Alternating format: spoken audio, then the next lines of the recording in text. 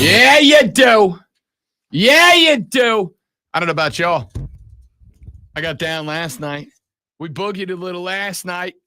College football's back. Baby. Oh, it felt so good. It felt so right. It felt so nice to sit down in the bro cave and yesterday watch a bunch of evening. blowouts. Again, I've in all my years of doing the radio, I've never met anybody who actively dislikes football like Lonzo does. It's frankly incredible for a man who shows up wearing football jerseys 2 days in a row that he shows up wearing football jerseys when he clearly doesn't like anything. I've worn football jerseys the entire week, and here's the other thing: I love good football. What that was there was only one good game last night, really, maybe two. But there was one that the entire nation was watching that was considered a good game. Money, money, money, money, money. Everything else, I mean, people just look at the stats to find out what happened. I mean, except for weirdos who have 10 screens, and there's no way you have that many eyes. Don't need them. Don't need them. I can point my eyes in different directions. I can actually do it quickly. I've been practicing my entire life, and I did it last night because North Carolina, Minnesota was a slapper, eh? The Golden Gophers, PJ Fleck, roll the boat, eh? North Carolina, Mac and the gang go up north and take a win for the ACC against the Big Ten last night. Wait, who'd they beat? Minnesota. The Golden Gophers. That powerhouse of Minnesota. Again. That team that's always near the top every single year, and you don't know if they're going to win the Big Ten or not. I hope. Now, the good games start tomorrow. This was like a bad appetizer that was way too small. There's a couple of the bites taste kind of good. The rest of them is just like, okay, why is there so much grizzle on my plate? Now, tomorrow, we actually get real football for the first time this season. Yeah, if you watched football last night, you're dumb and stupid. That's what you are. No, if you got excited about that mess that was on last night. You're dumb and stupid if you liked football yesterday. Only smart people are watching tomorrow. You're the one who always talks about, bunch of dummies. Intelligence. I would never bring intelligence in this because I'm always the dumb one, supposedly. So no. Bunch of dummies enjoying football last night. The audacity you have to sit up last night and watch football and enjoy it. We're just talking about you. I mean, because you're probably the only one who watched that much football. No, I'm not. You and your five. My social media feed was a chock-a-block full. All five of them. Of dudes and dudettes last night. So this is once again, that thing where if Zoe says this is what I think, that means everybody thinks that he is, of course, a man of the people. Well, you just said that I said everyone was dumb, and now you're saying that I say other things when you should not speak for me. Because if you were in my mind, you how's that feel? Yeah, well. So what you're saying is? I have never spoken for you. So what you're saying is? Because I know my place. So dramatic out of the gate. Welcome in, ladies and gentlemen. The Rob Brown Show is on your radio. It is the Fan Upstate. To the chagrin, shock, disappointment, I don't know, of the great one. Yeah, we are going to dive into what happened last night. Lies. Those are not lies. I cannot wait to talk about football. The one game that anyone paid attention to. Hopefully we're going to get a breakdown of that game. Look, it's on TV right now. Look, they're talking about it right now. We are, because I'm going to tell you flat out, last night, Deion Sanders almost Mario Cristobal himself into an L. I want you to know I had a very 180 of emotion yesterday because as I spent the entire day saying yesterday, I'm pulling for Deion Sanders to be good because college football is better when there are personalities in it. I want that cult of personality involved. It's just more fun, whether you love them or you hate them. It's fun to have a personality to root for or against. And I was pulling for Deion, and then with about $1:35 left to play in the game, Deion started doing dumb things, and I found myself suddenly a gigantic North Dakota State University fan pulling for the upset. Because you've proven in the last 5 minutes you don't like dumb things. So yeah, throwing the ball. out of a 5-wide shotgun with 1:30 and a lead to stat pad your son's numbers. All right, it was pretty dumb. But it wasn't dumb. It was stupid. At the same time, if you watched how accurate he had been the entire game and how amazing the quarterback play was, maybe he just had more confidence that he was going to be able to do what he had been doing the entire game. It turns out. What was he like, 6 for 6, 7 for 7, something like that when the game first started, and he was throwing darts. He's really good. I know he's going up against a lower level team, but Sanders better than what I thought. Great one if you put the Chiefs out there in the exact same situation and they were turning Mahomes loose, not just throwing the ball, but throwing deep shots down the football field, you would lose your mind. And so would I on your behalf. I don't care if it's Patrick Dan Mahomes himself. Run the ball, run the clock. Here's the thing. They got to a point where they didn't need first downs. All you got to do is keep the clock running and you win the game. And he's still throwing Hail Marys. What are we doing, Prime? All right. The real story here is how porous the defense is for Colorado. They are going if they can't, they're going to get rocked this entire season if they can't figure out the defense, which is surprising seeing how the head coach is a defensive guy. But the defense horrible. I mean, is North Dakota State that good on offense? Yeah, pretty good. Are they? Yeah, pretty good. Because that's my first takeaway from this game was how bad the defense was for Colorado. They're pretty good. Yeah, but there were guys wide open, dude. I mean, like people not within 5 yards of them, especially in the fourth quarter when it mattered most. That defense was not playing that good.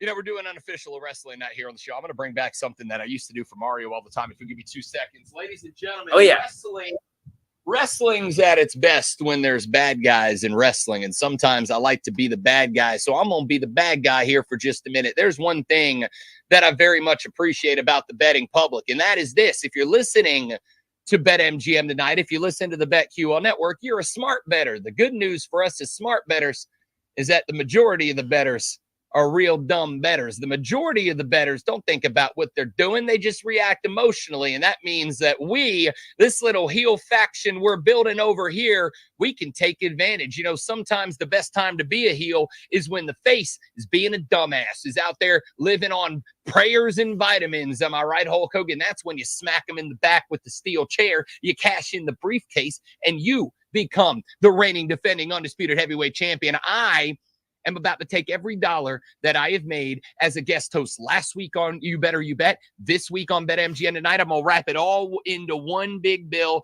and I'm throwing all on North Dakota State University to cover up against Colorado, because you just pointed out Colorado's got like 2 defensive players back there. Everybody else questionable at best. And oh, by the way, in case you're not paying attention to regular sports talk radio like the Rob Brown Show that airs from 6 to 10 Eastern, available at VFan Upstate Up and wherever major podcasts are found, Colorado's not good, and they're distracted with Dion being the Bruce Lee of BS. Colorado may outright lose this game, but I'm definitely picking the Bison to cover up that 8.5. Ladies and gentlemen, let's make some cash. Fear the FCS. Gosh, it's almost like I know Ballin said exactly what was going to happen in that game. Almost. And here's the thing. It didn't have to be that close. It didn't have to be that panic-inducing for Colorado. It really did not. But here's what happened. And I'm convinced I picked up on a theory last night after that was my take from Wednesday on BetMGM tonight and the BetQL Network, a take that turned out to be 100% correct from start to finish, top to bottom. I jumped onto a theory last night because I went yesterday. I picked up the wedding suit, got the Lonzo, chef's kiss. I look good. Of course you do. I look good. It's green. I didn't know it was going to. It's green, but it's got this shine to it. It's got this little sheen. Not overwhelming, not obnoxious, not like Elton John on stage, but it's got just this little bit of sheen to it. Looks good. All right. So I picked up the suit. Okay. How long did you stare at yourself? I may have done a lap or two around the suit store. Okay. May have done a lap or two. Did you do the catwalk, or did you do the Vince McMahon? No, they put me in one of those what you call them, like indentations in the wall where it's like mirrors all the way around you and they're angled so you can get the full. Oh, I stared at my own butt for a hot minute. It didn't look saggy in this suit, son. It did. Son. I'm gonna tell you right now. Are you taking up glasswork so you can install one of those at your house? Listen, I might. When I put this suit on for the wedding day, I might have to get somebody to like make a sculpture of me. That's how good it looked. I mean, just hot your mama. All right.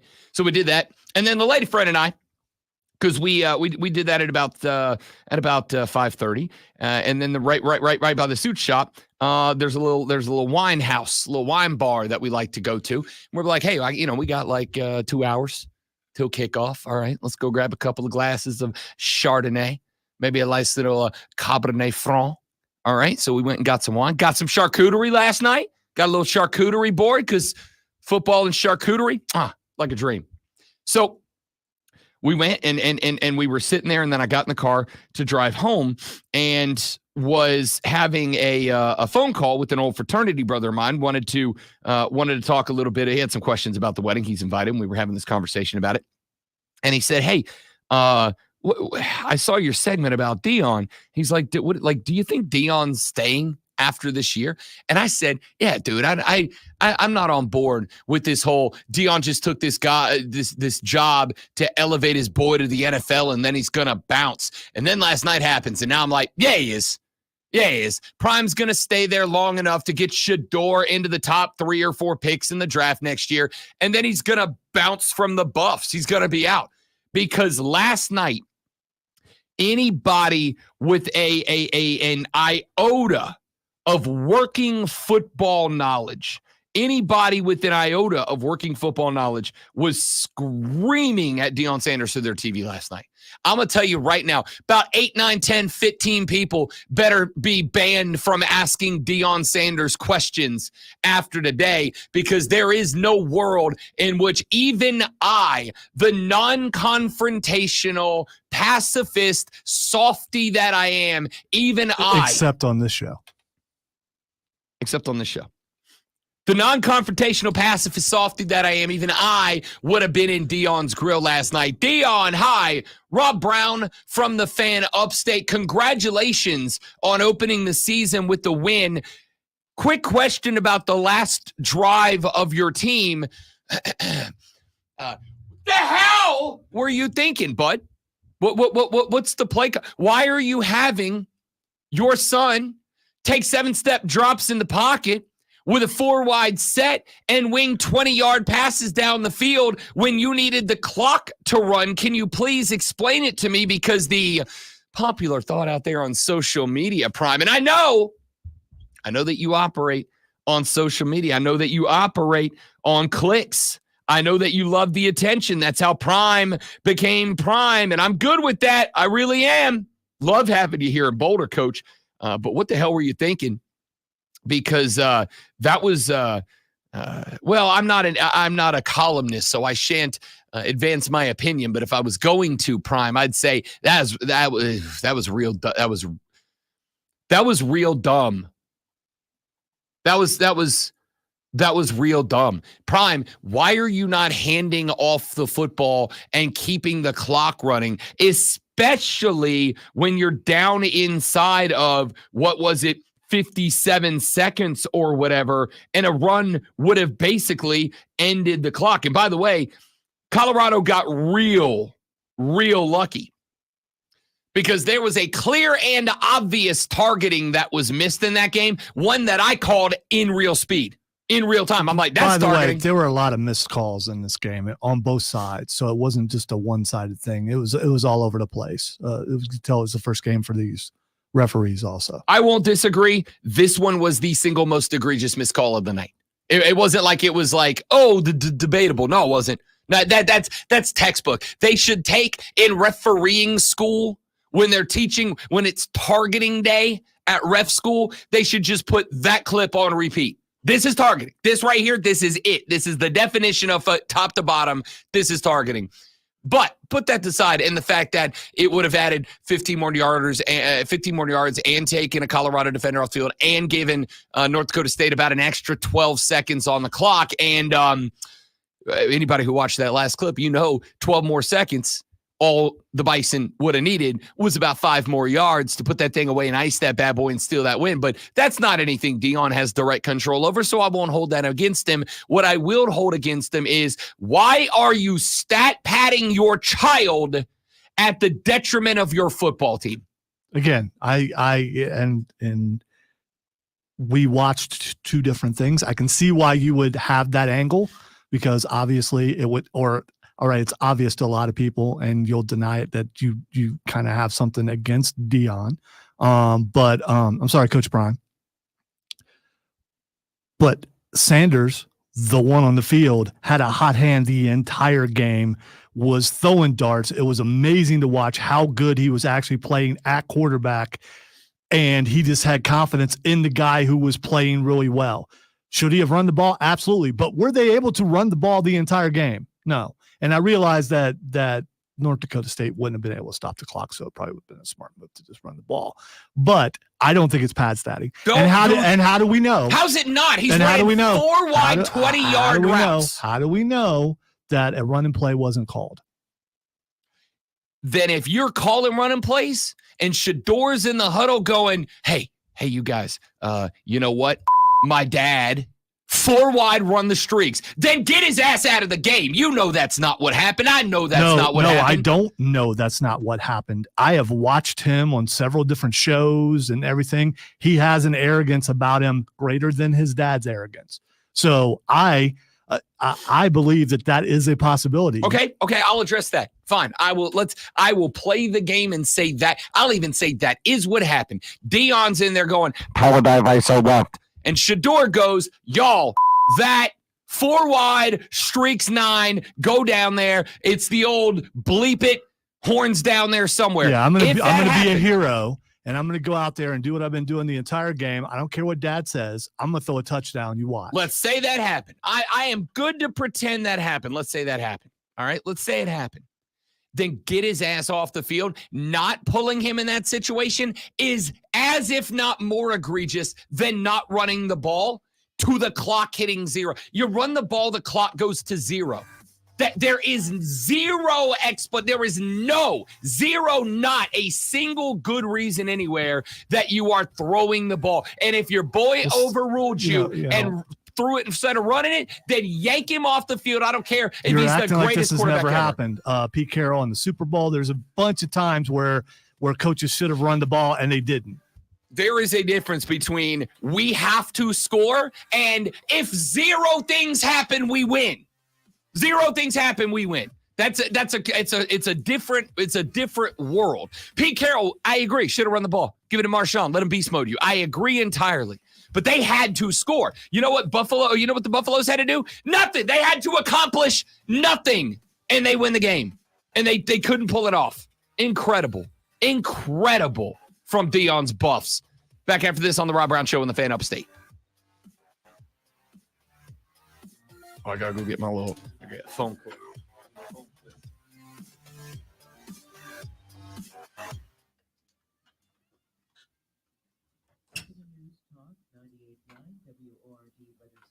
Here's the Carolinas' most trusted forecast and the Fan Upstate. For say, a chance for some afternoon showers and storms developing up to 92. Storms this evening, low at 71. And a chance for afternoon storms Saturday through Labor Day, low 90 Saturday and Sunday, mid-80s Labor Day. I'm meteorologist Michael Kell on the Fan Upstate. Right now it's 73. Have you lost weight in the past but gained it all back and more? Hi, this is Dr. Elliot Hirschhorn with New Life Weight Loss, and we know the secret to losing weight and keeping it off long-term without drugs or surgery. New Life Weight Loss can help you lose 20 to 30 pounds in about a month or 2 and keep it off without prepackaged meals, no exercising, no drugs or surgery. Go to mynewlifeweightloss.com now. Hey, it's Rob Brown. I was a little apprehensive to start with. Did you see the announcement of the Vince McMahon documentary? I did not. For Netflix. That could be interesting. Is it a tribute doc or are they no, it is not. They're gonna hammer him? Yeah, I've seen several different. Good. Zach, we're gonna get some Braves ball in here today.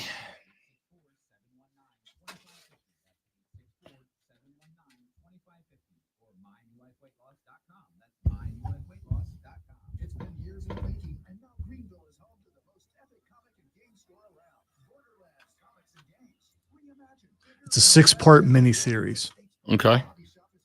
that, according to the article, will fully chronicle his rise and fall in the wrestling business.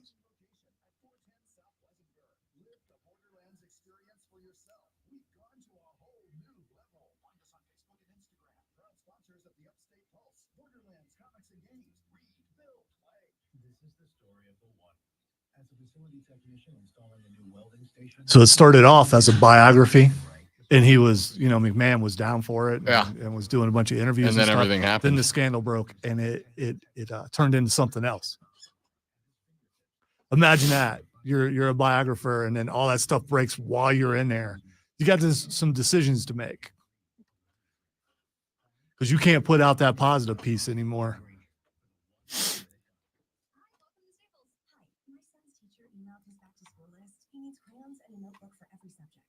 No problem. With Staples Hot Deals, you'll find super low prices on items for back to school. Now they're saying folders and glue. And markers, of course. Oh, geez. Might I suggest 2 cards? It's out on September 25th, by the way. So I'll let you know how far along they were before everything happened. And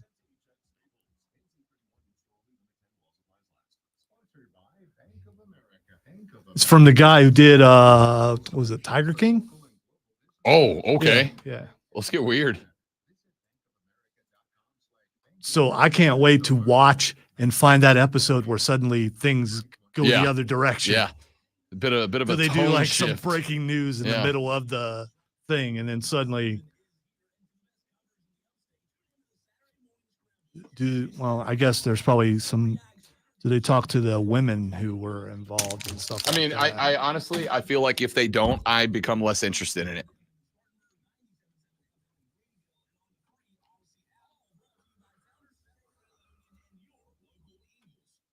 What the heck was that?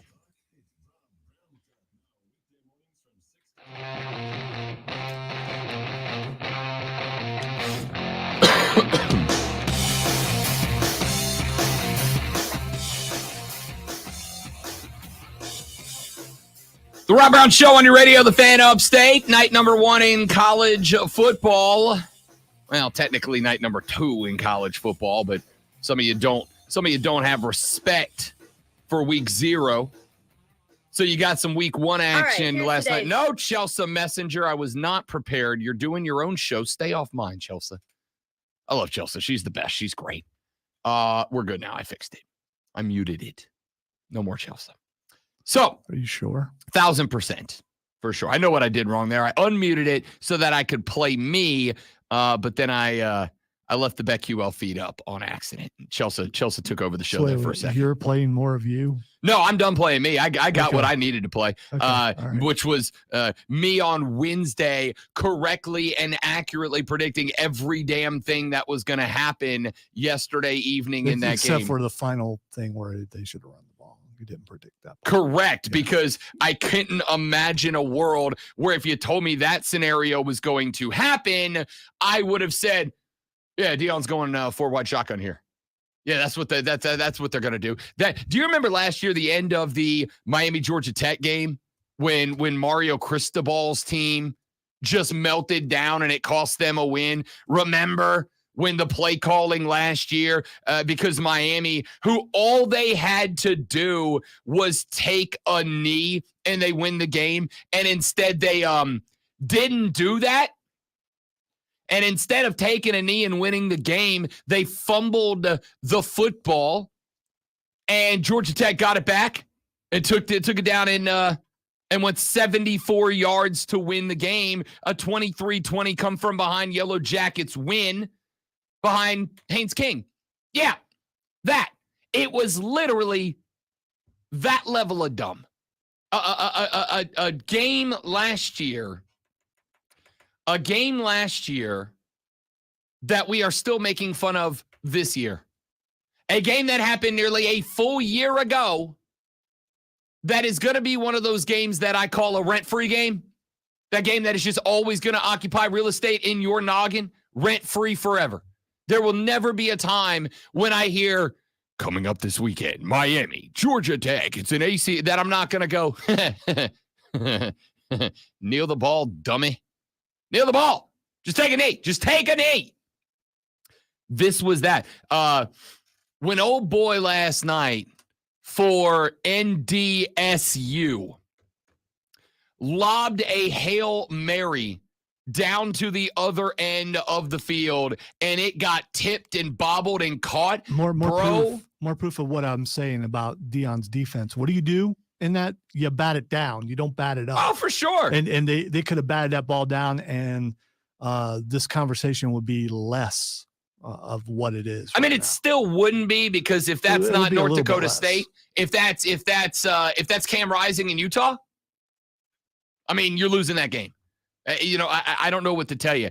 If Cam Miller had 5 more yards of arm strength in him, that's touchdown. All right, you are correct. Knock the ball down. Knock the ball down. This is like elementary school.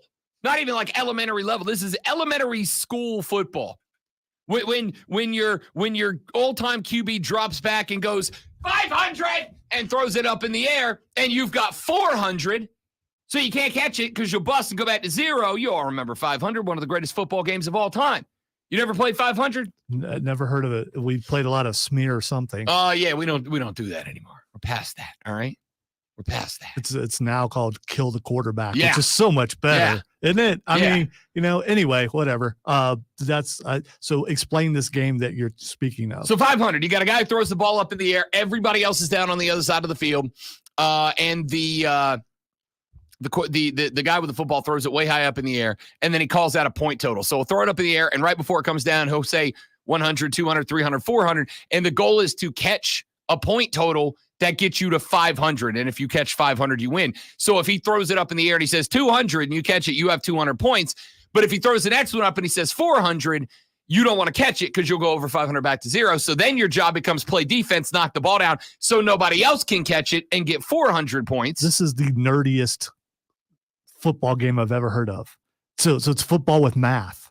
I mean, yes, it's very hard to add to 5. That's real rough. You weren't in my neighborhood. That's real rough. You were not in my neighborhood. I'm relatively sure even your teachers who chunk desk at their kids for misbehaving could get you to add to 5. Oh, that was pre-algebra. So yeah. So they played a game of 500 with the final play, and if Cam Miller had another like 2 yards arm strength in him, that's a tutty. But put that aside for a minute. To me, the biggest thing that stuck out about this whole game, and I'm not just talking about the place selection from Deion, but it falls in the fold. I'm not just talking about them not knocking the ball down and allowing NDSU to catch it. If there's a running back with some quadzilla thighs down there, who's to say he doesn't put the shoulder pads on the wide receiver, just pick him up and push him into the end zone for a tutty and a dub, right? Forget all of that and add all of these mistakes together. Do you know what I got out of last night? I got out of last night that while the talent level for Colorado maybe did get better, right? I mean, you had Jimmy Horn Jr. last night, 198 yards of receiving and a tutty. Travis Hunter, 132 through the air and 3 touchdowns last night. Quick question about him. If the draft were today, what position is he being drafted at? Honestly, probably wide receiver. Maybe he's a 2-way guy. Yeah, after last night, I would think wide receiver. I don't know. I mean, all the things aside, didn't you think Colorado looked really fast on offense? Colorado looks fast as hell, and they better be, because they're not beating anybody by playing football. They are going to win games by out-athleting people. That is literally when Deion got to Colorado. There's going to be a day where it's going to happen this season where I'm going to get real mad on a Saturday, and I'm going to go dig back a year and a half ago and dig up my take from the day Deion got hired. Because the take was, at Jackson State, Deion did not win by coaching a good football team. Deion won by getting incredible athletes and just having better athletes out there than the teams that he was playing. And that is easier to do That is easier to do when you're playing FCS caliber ball. That's easier to do when you're playing HBCU ball. It's just easier. The athletic competition level isn't as high at that level, at the Jackson State level. And not just there, but like the Sun Belt, right? Same thing. The level of competition isn't as high. So if you can get D1 blue chip caliber talent and get them to play at that level, that's like playing I don't know, Madden, but on rookie mode. It doesn't matter if I'm good or not. All my players are faster than all your players. And I said when Deion got the job at Colorado, I'm like, y'all better look the hell out, because Deion better look the hell out, because what Deion's going to think is that Shedeur and Travis and all these dudes who are absolutely dudes, Jimmy Horn Jr., absolutely a dude, ain't no doubt. But what Deion's going to think is what worked at Jackson is going to work at Colorado. That is, we're just going to go out there and we're just going to out-athlete you to death. Now, this is a good FCS team, North Dakota State, but it's an FCS team, right? This is a team who does have guys that transfer out to go play at Arkansas because they want to step up in talent.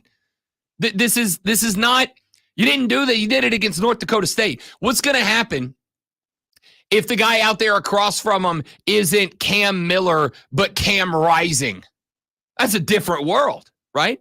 What's going to happen if instead of Cam Miller on the other side playing quarterback, what happens if the other side is Texas? Hell, let's just stay in the Big 12. Noah Fafita in Arizona. This team's not beating Arizona. This team's not beating Arizona State, to be honest. Ain't beating Kansas. Ain't beating Kansas State. I told you coming in, I am so grateful to the betting public. I am. Because y'all that bought in on the Deion thing, y'all played yourselves. All right? And Rob Brown, okay, let's be clear. I don't make a lot of season-long bets, all right? I don't. I make a couple every now and then if I really like them. One of the ones that I really liked was Colorado under their win total. You know why? Because y'all betted up a full game. A full game. I say y'all, you know who I'm talking about. If you didn't bet on Deion and the Buffs, you're not one of them. But just like last night, I said yesterday about that game, there is no reason Colorado should be favored by 10.5 points. They should be favored by probably closer to 6.5 points. They win by 5. I was spot on with it. The reason they were 10.5 is because of how many people out there have fallen for the shtick. Again, Prime is able, and so that we're clear, let me say one more thing real quick. Nick Saban's kind of the same way at Alabama. Nick Saban wasn't a great X's and O's tactician on game day. Nick Saban, though, did something Deion doesn't, and this is the biggest criticism. This is going to be the biggest problem. Nick Saban's team was the most disciplined team you were going to play all year. Nick Saban's team didn't make mental mistakes. And when they did, Nick crawled inside of the shoulder pads to berate him. That's how Nick Saban beat you, by beating you at the line of scrimmage, by having your game plan better down than you do, and by having a disciplined team that made very few, if any, mistakes. Deion's the other way around. Deion thinks we're just going to out-athlete everybody. Man, you can out-athlete North Dakota State. You're not out-athleting Arizona, Kansas State, Oklahoma State. I've already told you. I'm going under on the win total. They got one. Ready for the hot take? I'll give it to you now. It's Friday. We still got week 1 to put in the books. Lonzo, next week, Colorado goes to play Matt Rule in Nebraska. Nebraska's winning that football game. Not winning that game. They're winning that game by 2 scores. Book it. Write it down now. Hold it against me. What kind of ball? I haven't seen Matt Rule play in college. Is he a run-first kind of guy?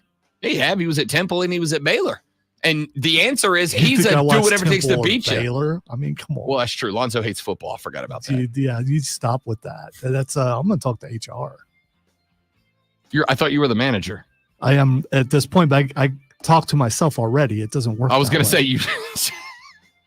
Nebraska's going to beat Colorado next week because they're going to hold on to the football and keep the 2 best players off the field and just run them to death because it's an undisciplined ball club. That would be the way. That's why I was asking if they run the ball a lot. And he didn't do that in Carolina, so why would he do that in college?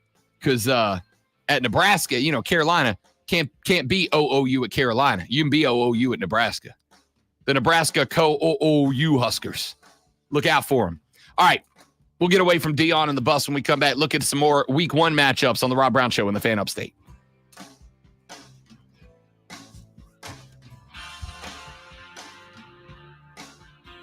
See, I don't know. If you're playing that prodding kind of offense, run the ball, Colorado doesn't need that much time to score. So I think it depends on their defense. Maybe Colorado should just let the other team score real quick. They have to score first, and then let the other team. No, they would want to score. Yeah. They need to score first, and let the other team score every single time.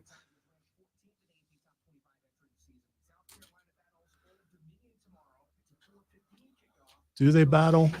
I mean, I hope they don't battle them. Yeah, I was on a Battle would imply that, it's equal competition. And how was it? You were on South Carolina? Oh, no, I was going to say, I told him last night, I'm like, if South Carolina doesn't dominate Old Dominion, I'm going to be very concerned. So my takeaway from college football so far is the old adage that unless I'm wrong with it, that defenses are better at first and offensive catches up. It seems like the offenses are all better right now, and defenses are trying to catch up. I mean, the 2 games that I've watched in their entirety, well, I think this one and the Florida State game, there was really bad defense. I think with both of those schools, first off, I think you've got to give credit to Georgia Tech's offense. Georgia Tech's offensive line, I told you they're going to be ballers. I think people are still, here we are a week later, and people are still refusing to accept that Georgia Tech, it wasn't Florida. I mean, Florida State did not look as good as I expected them to. But to give zero credit to Georgia Tech after what they did, they mauled Florida State. It's got as much to do with Georgia Tech being good on the line as Florida State being bad on it. Sample size, obviously, really small. I mean, 5 games in, we're going to find out if either Florida State or Colorado have a defense.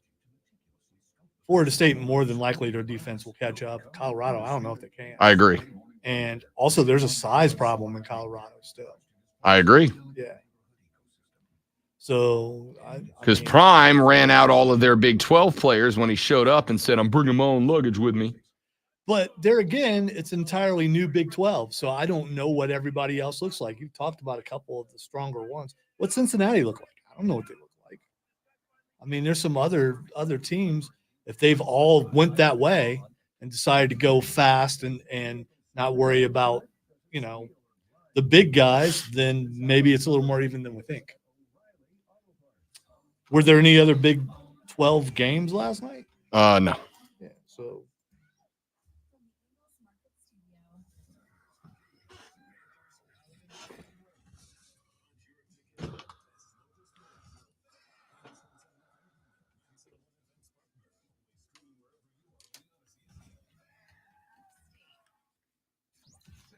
At 71307.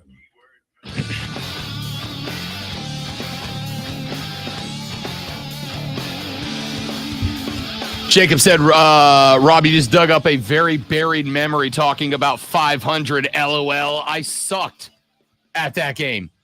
Yeah, I mean, it was a game you either did or you didn't. It is so weird. I mean, I'm getting ready to turn 56, and the fact that I've never heard of this game. I don't know how you didn't. It was. Maybe maybe it's regional. I mean, it could be just a southern thing.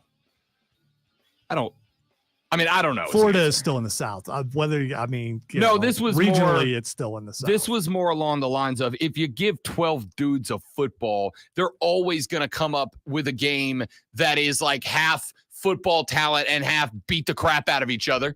I like 500 just seems like a game I played everywhere I ever was as a kid. 71307 text line. Start your text with FAN, FAN 71307. How many of y'all played 500 growing up?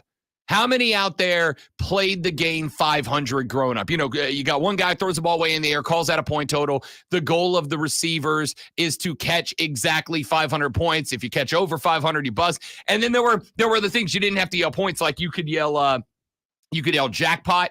And whoever caught that ball auto wins. Doesn't matter how many points you have. The jackpot auto wins. Wow, that sounds like a way to get your boy to win. No, that is more along the lines of, I've been throwing this football for 10 minutes and I want to play the game. So here, somebody else take over. You could throw up a bankrupt, which I never really understood. Like, don't you just automatically knock that down? But, you know, you could throw up a bankrupt. You could throw up, I don't remember all of them because I probably haven't played 500 in freaking 35 years at this point. But you could throw up all these other different things, and they meant whatever. 71307. Start your text with Fan FAN. How many of you played 500? That's my question for right now. Let's get to something. I had a very pleasant conversation yesterday. I told you guys yesterday on the show, I don't care how big or how small it is. If you host the podcast, I'll be happy to come on it. All right, to hang out, to talk, whatever you want. All right. You run a pod. I don't care how big or small it is. Email me, rob.brown@thefanupstate.com. I'll come on if you want me. I enjoy it. You're just talking sports though, right? I mean, nope. So Anything. The Flat Earth Society wants to talk to you. I'll do theirs before I do a football podcast. All right. You bunch of dork ass losers. Read a magazine. I'll do yours today. All right. So the gentleman of the Welcome Home podcast, which is a South Carolina pod run by a couple of fellas over in Columbia and a couple of folks here in the upstate. They heard that. They invited me on. I was like, yeah, for sure. Let's do this thing. So I went on last night to talk a little South Carolina Gamecock football with them. And we were talking about, obviously, their matchup coming up tomorrow against the Monarchs of Old Dominion University, which, by the way, what a great name. Old Dominion. You have entered the territory of the Old Dominion. Like, I like it. So the Monarchs coming to town tomorrow. ODU and the Gamecocks getting it on at Willie B. And they said, Rob, what's your take on this game? And I said, I got to tell you, the more I've thought about it, the more if South Carolina does not cover. I'm not talking about cover. I'm talking about cover this game, this spread. The more uncomfortable I am going to be about the rest of the year. And here's why. Because we had a conversation about some other stuff. I told them that there was something interesting that happened yesterday. And I don't think it's a bad thing, so I'm just going to say it, and I hope she understands and forgives. We're going to have the new South Carolina beat writer for the Greenville News, who is going to join us on the show to talk Gamecock football starting next Thursday. She was supposed to join us yesterday to start our weekly spot to talk Gamecock football. But she called me after the show yesterday, and she said, hey, Rob, do you mind if we start next Thursday? And I said, no, not at all. Is everything okay? Is everything good? Like, can I help with anything? And she said, no. She said, everything's great. She said, I'm down here. I'm at practice. I'm covering the team, whatever. She goes, I don't really have anything to tell you about. I don't have anything to talk about. And I'm like, well, they play on Saturday. She's like, yeah, I mean, she's like, if you want to talk hypotheticals, like game setup or whatever, I'm good with that. She goes, but I can't really provide you any insight beyond what everybody else has. And I said, okay, what are you saying? And she goes, we haven't been able to really see practices. There's been no open practices. And for the record, South Carolina's not the only ones doing that. Clemson's the same way. John Blau came on last Monday, and I said, oh, what are you seeing from Clemson lining it up for Georgia? And John said, bro, I've been able to watch like 15 minutes total of practice this offseason. I just want to say, I don't think John's ever said bro in his life, but that's just a guess. Well, I gotta spice it up. Speaking of guessing, that's the thing. I mean, I don't know whether to be excited or what, because we don't know anything. And it's kind of cool though, Is it because on one hand, are they just hiding it so we don't know? On the other hand, are they hiding it because they're going to unleash it? So here's what I said. I'm glad you went that direction. Here's what I said. I said, let me tell you this. First off, the new beat reporter, who will she's going to join us next Thursday on the show. Lulu Kesson is the beat writer who covers the Gamecocks of South Carolina on the ground in Columbia for the Greenville News. She's going to start joining us every Thursday at 8 a.m. starting next week. She said, "Look, I'm at the facility. I'm there every time that they say there's press availability. I'm there." And she goes, "But here's the thing: I'm not getting any different than you're seeing on YouTube. I'm not getting anything different than you are seeing on the press conferences put them on the website. There's no special local media time. There's no special availability." And she said on top of that, now let me rephrase that. She did not say this. I'm not quoting her. I am inferring based on what she said, and we can ask her about it next week. But the inference that she had, or at least that I took away from that conversation last night or yesterday afternoon, pardon me, was that even when Shane and the coaching staff are talking to the media, Shane and the coaching staff are speaking in the most coach speak platitudes you're going to find anywhere. Well, we're excited about game one. We're just trying to keep guys healthy. Scrimmage looks good. Everybody's real good. We're just trying to stay healthy. The stuff you say when you don't want to say anything at all. Coach speak. You know what I'm talking about. I go back to the very early portion of this offseason. You all will remember that we had the head coach of the South Carolina Gamecocks, Shane Beamer, on this very program, which was what, Lonzo, 6 months ago? 5 months ago? Was it last year? When was that? It was 2 years ago. That we had Shane on? Mm-hmm. Has it been that long? Mm-hmm. No, it wasn't. Mm-hmm. Was it that long? Mm-hmm. Oh, okay. Well, either way, in my discussions, memory and time are the first things to go. Dude, I'm struggling.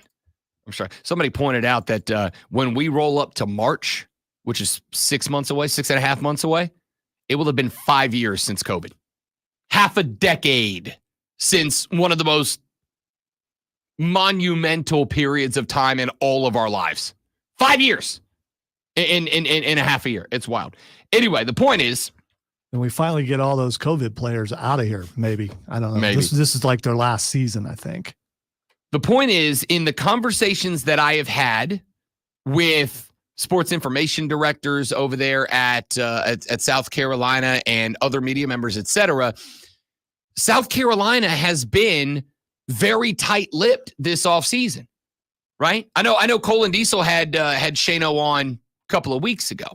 They've been very tight-lipped about this program during the offseason. Even and I say this because Cole did a wonderful interview with Shane Beamer. But if I listened to that interview, it's a lot of coach speak, right? You can ask him about direct players. Hey, tell me about Lenore Sellers and his growth. Oh, he's growing. He looks good. There's not really any in-depth conversation going on. And I had the exact same thought that Lonzo did. The exact same thought Lonzo did. Are they, A, terrified that they've had no progression this offseason and that the team's going to be the same or worse than it was last year, and they are just trying to stay the hell out of the limelight and not draw attention to it, A, or B, are they going to come out and be an entirely new team? Are they going to come out and be an entirely different football team, and we're all going to go, whoa, they got good. Where'd that come from? It feels like, and I will acknowledge that this is entirely subjective. This is entirely emotional. But it feels to me like they're being tight-lipped on purpose, right? Because one of the guys on the pod last night said, Rob, think about this. When is the last time, remember last offseason and the offseason before that, Shane's first and second off seasons, remember you followed the South Carolina football account on Twitter and they were posting funny sunglass dancing videos and skits from The Office that they recreated, and Shane was all over their social media doing these fun things and surprising the team, and they were doing all the TikTok video dances and all that. You see any of that this offseason? I have not. Mm-hmm. You have not. Nobody has. There hasn't really been a whole lot about that. They haven't really been doing that this offseason. You don't think the Kentucky coach got to him, do you? I told you. I think that there is one of two things happened. Either A, South Carolina is not good. They just didn't get good. And not good, better. They didn't get better. Either one, South Carolina did not get better, and they are trying to stay out of the limelight, right? This is why every time that a celebrity gets in trouble for something, right? Tax evasion, DUI, whatever. Anytime a celebrity gets in trouble for anything, what is emergency response step number one? Scrub the internet. Take down the social media, delete your account, get off the internet where the attention is the most forward. Well, if they didn't get better this offseason, and they know they didn't get better, and they know that they're about to come into, because I'll tell you right now, if the same team that played last year plays this year, I don't think you're winning 5 games. I think you're like 4-8 this year, all right? At best, 4-8, okay? If they didn't get better, then they are taking the remove your internet presence thing very seriously, because there ain't none of it this offseason. No, it's not been there. The other option, and this is the one for your sake, Gamecock fans, I hope is accurate and correct. The other option, to me, is the opposite of that. The other option is that they did improve. They did get better. Rocket Sanders has been tearing it up. Lenora Sellers is going to be that dude. I haven't gotten the chance to play it yet, but all my friends who do from other parts of the country, they tell me that Nicholas Harbor is a Madden 07 Michael Vick style cheat code in that game.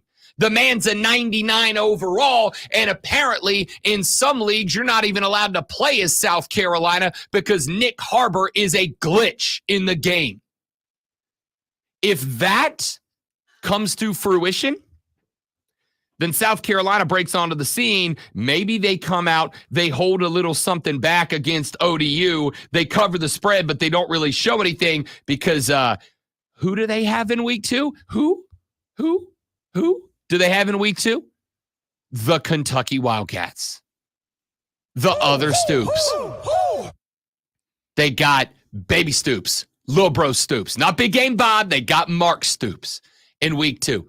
You don't think Shane Beamer, if he's got a little something, if they got a little development to lean on, if Nick Harbor is the human cheat code, if Lenora Sellers does got it together as QB1, if they found some dogs on the offense, maybe they come out and they go 65, 70% against ODU. They do enough to cover and then just kind of hang out at that number because they're trying to save it all up for Kentucky. Maybe that is the way to handle it. You come out, you beat Kentucky by 35 because you're that much better, and you put the world on notice. But I don't know what's more likely, that they figured something out or that they figured nothing out. But this realization hit me last night like a stack of bricks. Great one. We ain't heard a damn thing out of the program this offseason. No funny videos, no big emotional speeches, no TikToks. It didn't hit me till about 6 or 7 minutes ago. Yeah. So I just didn't really think about it. I wish I was a smart enough fella that I would have said this like 2 weeks ago, but I'm doing the pod last night and we were talking about it, and I got like halfway through a thought because I was going to say a line about I said, I said, I don't know about you guys, but that week 2 matchup feels big. I asked them, is South Carolina, Kentucky a rivalry now? Feels like it is to me, right? I said, because of the funny glasses and dancing in the locker room comments, I'm like, it kind of feels like a rivalry now. And then as I'm saying that, I went, I haven't seen funny dances or sunglasses this offseason at all. I haven't seen office skits. I haven't seen TikTok videos. I haven't seen any of that this offseason. What is happening? Why? What changed? And there's only one of a couple of things. Either the AD went to Shane and said, do not do any of that crap, focus on football, which I don't think is the case. I think Shane's still there because of the culture building and they assume talent and wins will follow, or because they're trying to hide something. But are they trying to hide that there's been a ton of progress and growth and development? Or are they trying to hide that there's been no progress, growth, and development? Guys, we're going to find out tomorrow when the Gamecocks and the Monarchs tee it up in Willie B. Now we're going to find out if Lonzo's on his A game with this sports flash.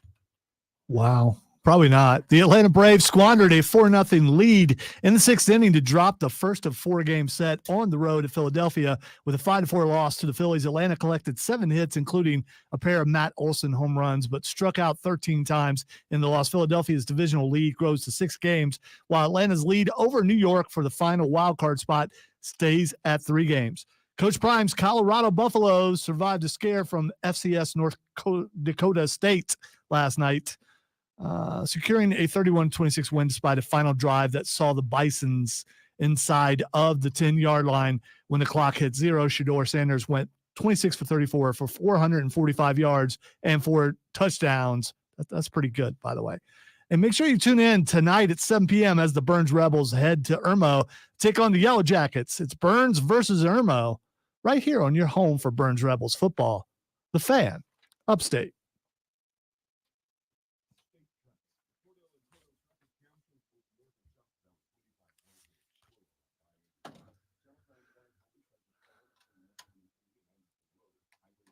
Didn't know that would be a slight stumbling block. Anytime I say North now, which most people probably do when you're talking about a team or a state, you're thinking North Carolina, not North Dakota. Wow.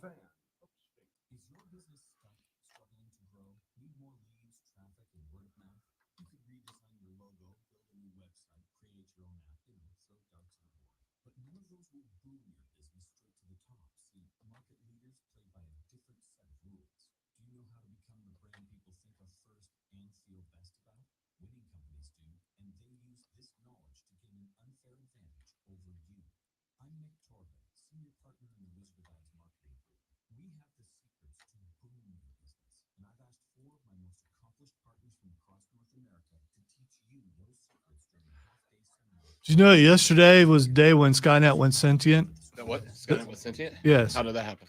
Well, that was the date. 2024. Yeah. So, what if that really happened yesterday? I mean, I looked around, I didn't see it. So. Well, I mean, maybe it's not going to be an instantaneous takeover. I mean, that would be the dumb thing for Skynet to do. Yeah, I mean, and then it happens, and then they warned us, and we're not ready.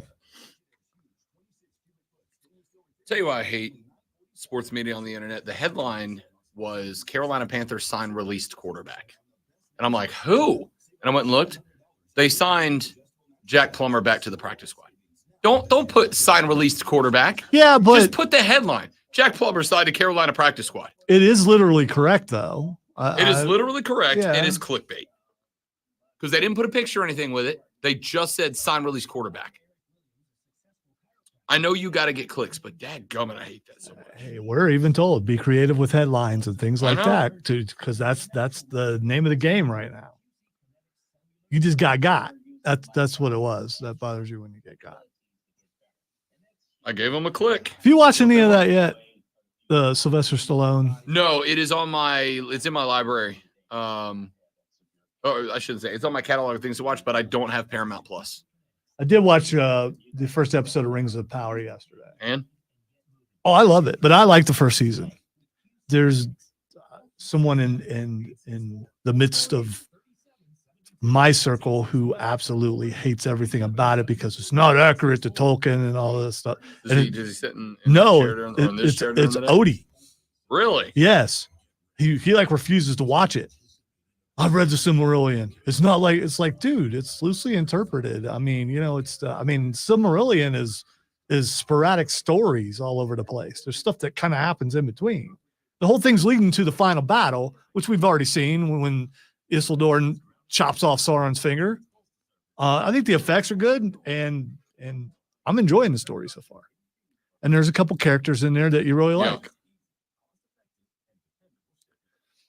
But Elrond, I kept thinking that actor reminds me of someone, and it's driving me crazy for 2 years.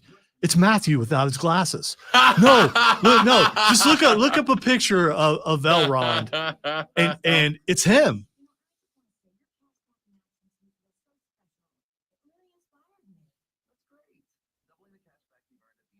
I don't want to go to YouTube. I want to read the comment that your YouTube ad is covered. Double dipping, double feature, double header, double whammy. Basically double or nothing. You earn, we match. Discover Cashback Match.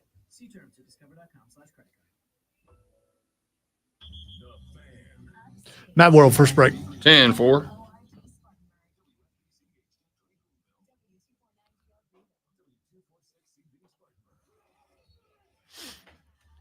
It's a very reserved dress, even though it's above the knee. It's still, I mean, for That's her style. That's her aesthetic. yeah, it's She's just, I always mean, like that. it stands out because it doesn't Yeah. scream at you like a lot of the stuff they wear.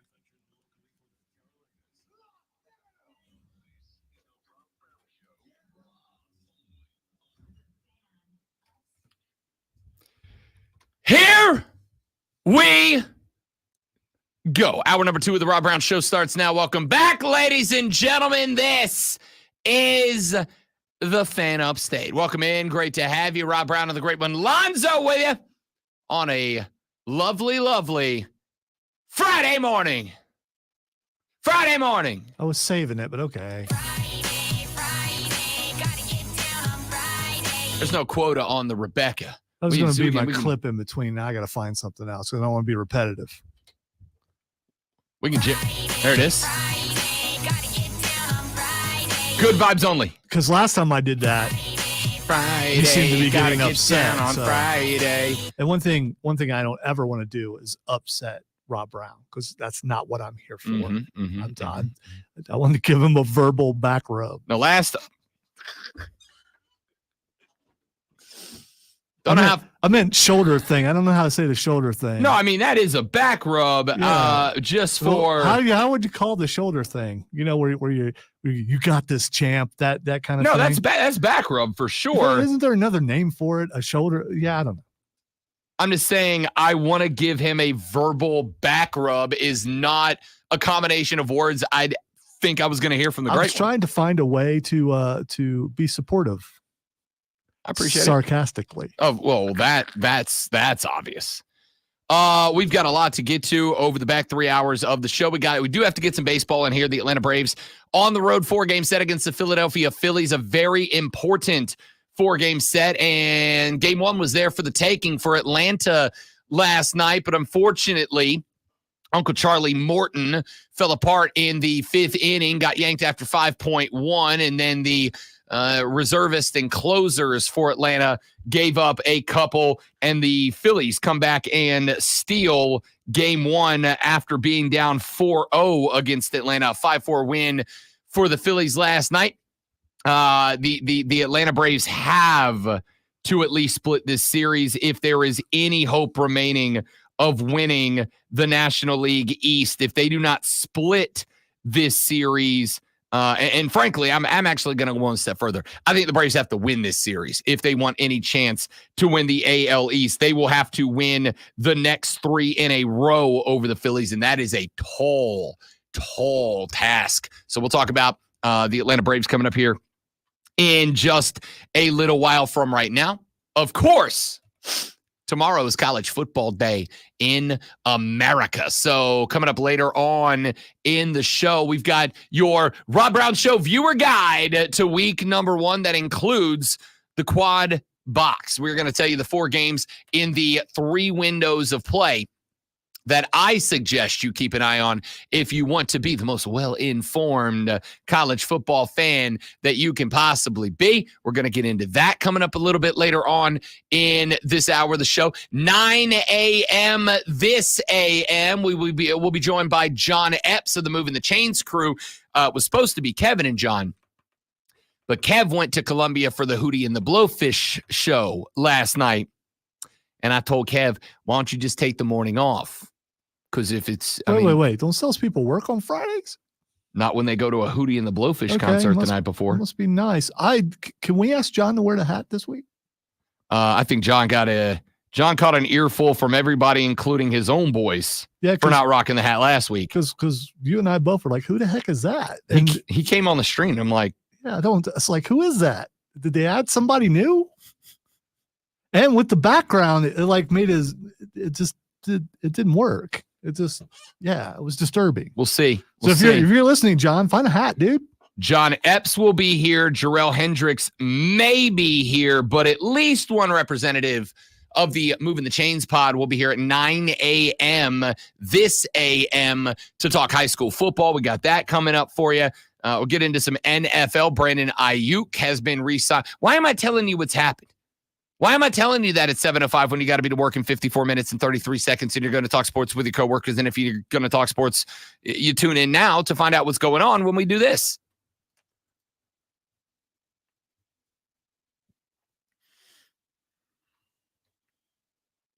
Because we're diving headfirst into the 3 top stories that will have your coworkers saying, Oh no, don't start. take their first bathroom break.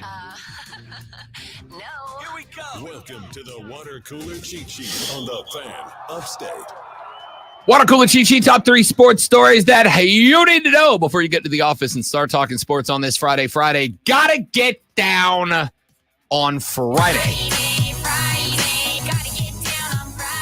If you need to know what's going on before you do, that's why we're here, and you are, of course, welcome in advance. Let's dive headfirst in with item number 1. Talked about this one a little bit already. Might as well put it to bed early. 5-4, the Phillies take the first of a 4-game set over the Atlanta Braves last night. The Bravos entered the bottom of the 6th up 4-0 against Philly, who, of course, is leading the NL East as it stands right now. But the wheels came off at that point. Charlie Morton made it 5.2 innings, but got to 2 outs in the bottom of the 5th. And it was top of the 6th. And it was just bad after that. 5 hits, did give up 3 runs. Cade 7 allowed 1 dinger before he gave way to Aaron Bummer. Bummer would allow 1 hit and an earned run. He would give way to Grant Holmes, who had finished the back 1 inning and 2 outs. He gave up 2 hits, but did give up 1 more run. That was the deciding run between the Phillies and the Bravos last night. Atlanta collected 7 scattered hits. 2 of them were Matty Ice Baby Olson home runs last night, including a 450-foot bomb last night over the batter's eye wall against the back of Citizens Bank. Unfortunately, there were dingers elsewhere, including one from Brandon Marsh, a 3-run shot in the bottom of the 6th.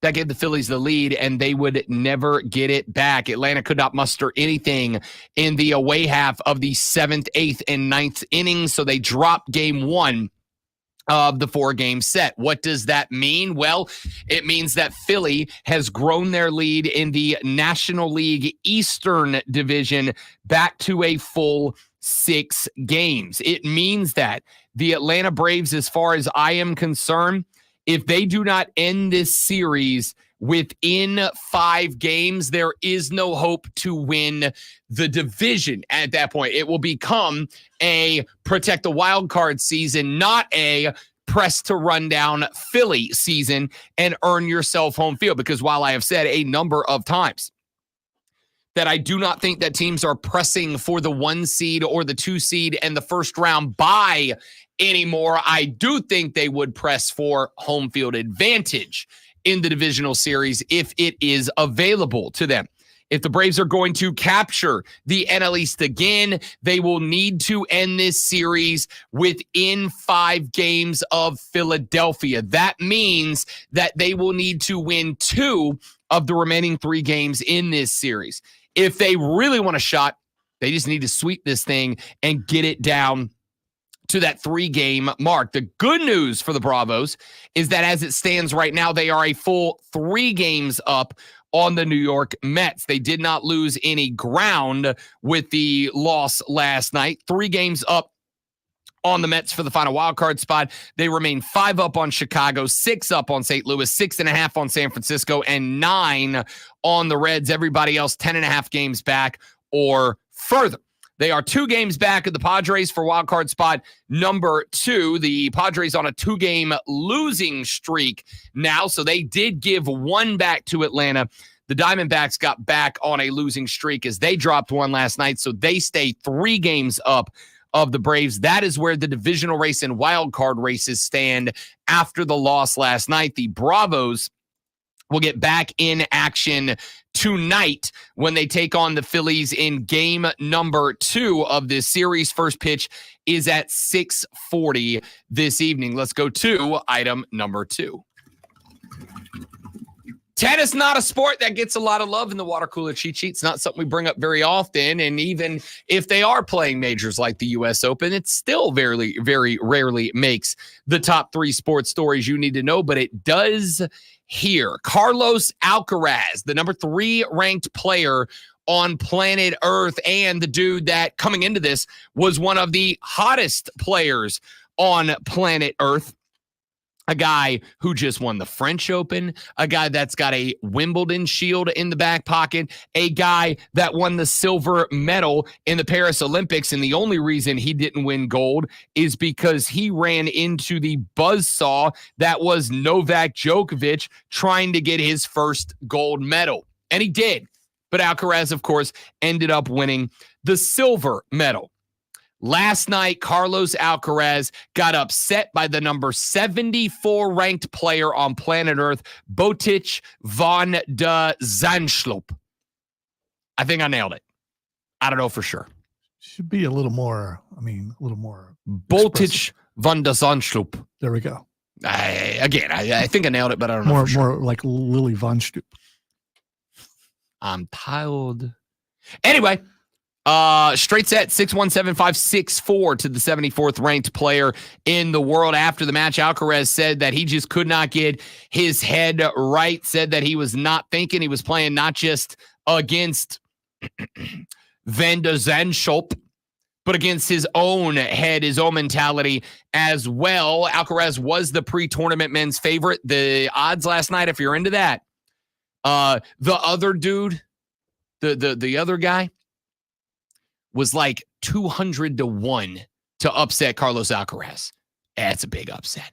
He has bounced from the men's side of the U.S. Open up in Flushing Meadows and is done with his time in this tournament. Shocking upset last night in the U.S. Open. Let us go to item number 3.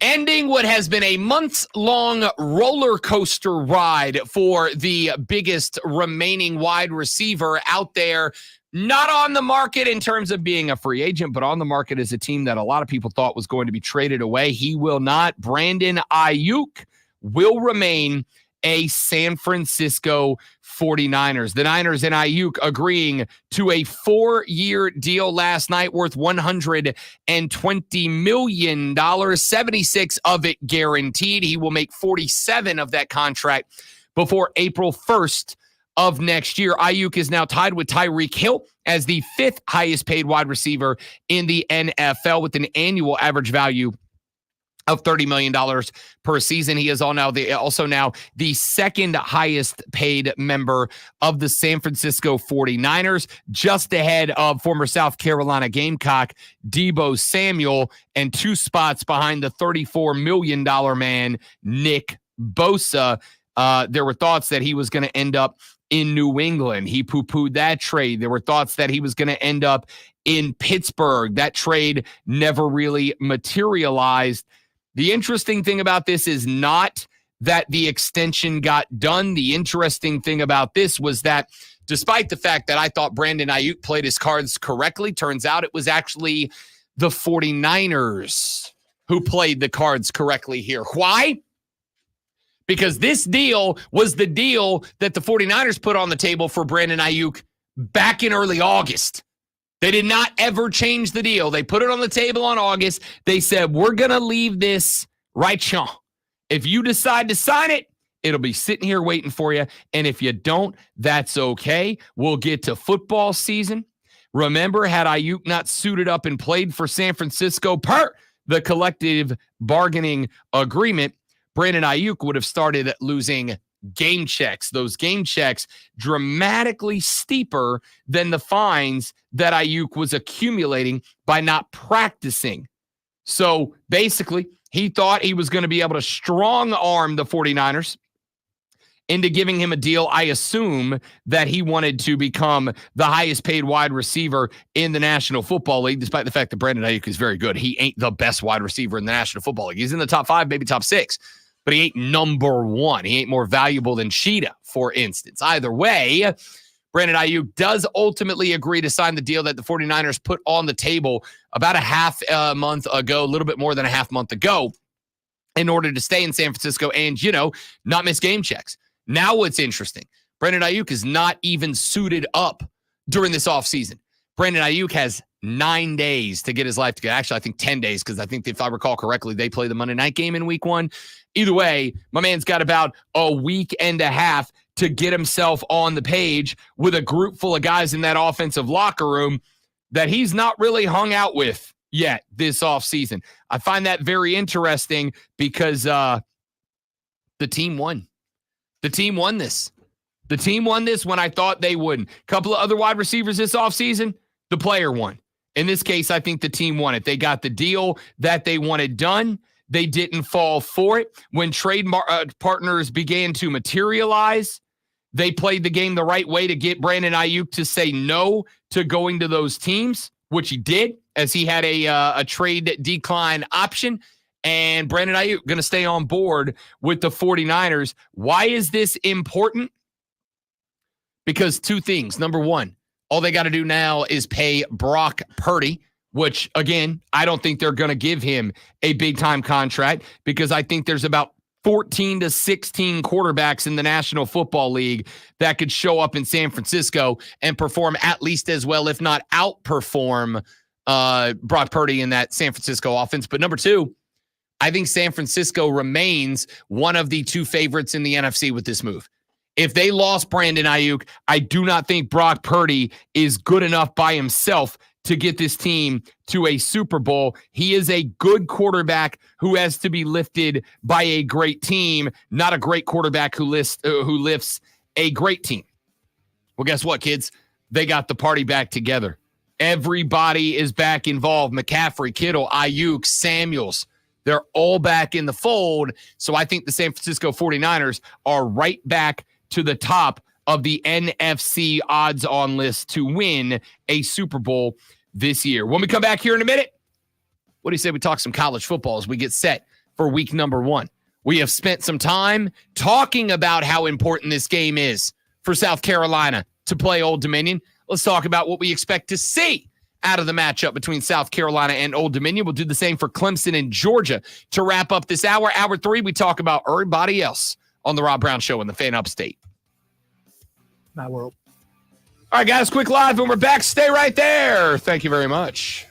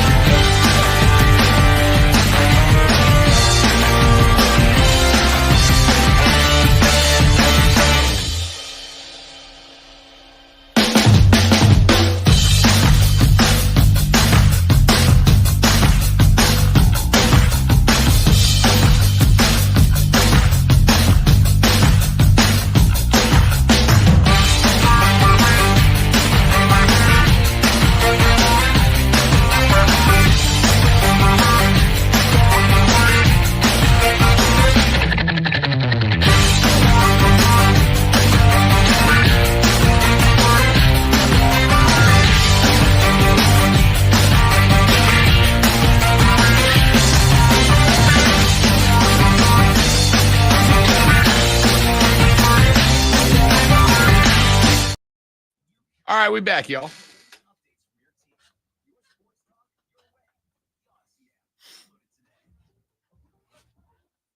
by Progressive Insurance. Progressive commercial insurance structured to fit your business's needs. And with tailored to adjustable coverages and even payment options, Progressive Commercial makes it easy to get what you need. Quote today in as little as 6 minutes at progressivecommercial.com. It's BetMGM tonight. 2 years ago, he pretty much individually won me my fantasy baseball league. This was 2 years ago because last year I won one game. Not good. Yeah, because I couldn't do the draft. I had cousin Joe do the draft. He got drunk instead. He came to mass. I couldn't communicate with you and I would do on the show. 3 friends in the next break. 10-4. Live sports betting updates as they happen. Weeknights at 7. Rise and shine, sports fans. Grab your coffee and a jolt of sports on the Rob Brown Show.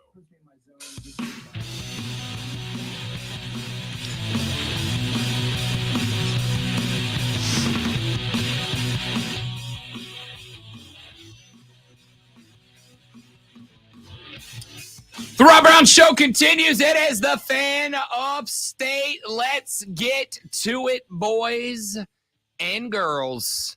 Let's talk a little college football, shall we? The Gamecocks of South Carolina set to welcome in the Old Dominion University Monarchs coming up tomorrow at Willie B. I'm going to start with just my expectation.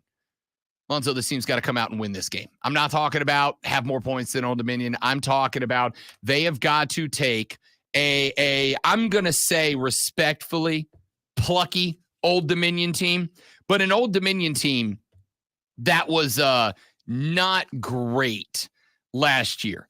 11 of ODU's 13 games last year were decided by one score. 5 of those were losses last year. They were 6-7. They were 5-3 in the Sun Belt last year. Last year important because they do have a number of starters coming back this year. They also have lost a number of spots. One of the spots they're bringing back as starter is quarterback Grant Wilson, who will be at the helm for this offense last year. But there's a big problem. And this is one that I am going to say South Carolina's got to take advantage of.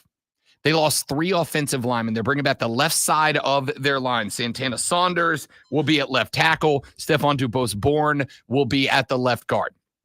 However, Old Dominion had the worst offensive line in FBS football last season. They allowed 62 sacks. They averaged 4.8 sacks per game last season, and that's not all stacked up against Power 5 teams. This is an Old Dominion team that lost to Virginia Tech to open the year last year, 17-36. Virginia Tech pulled away late in that game from ODU. I'm going to need South Carolina to open up early in this game. I'm going to need South Carolina to get hot at the point of attack. I'm going to need South Carolina to come out firing across the front 7. I am going to need the defensive line of this team. Pick your player. Eyes on Tonka Hemingway, for instance. I'm going to need them to bash Old Dominion at the point of attack. Offensively, I think what I want to see is every element of the offense involved. I know you want to put it on display, and especially if you can get this game out of hand quickly. I know that you don't want to show too much since you start SEC play in week number 2. But I've said a couple of times this offseason, if I am South Carolina this year, I am not really focusing on, we got to come out and be the best SEC competitor we can be. I'm not really dialing in on, I want to go out there and show the SEC where, no. I want to show that we're a better football team.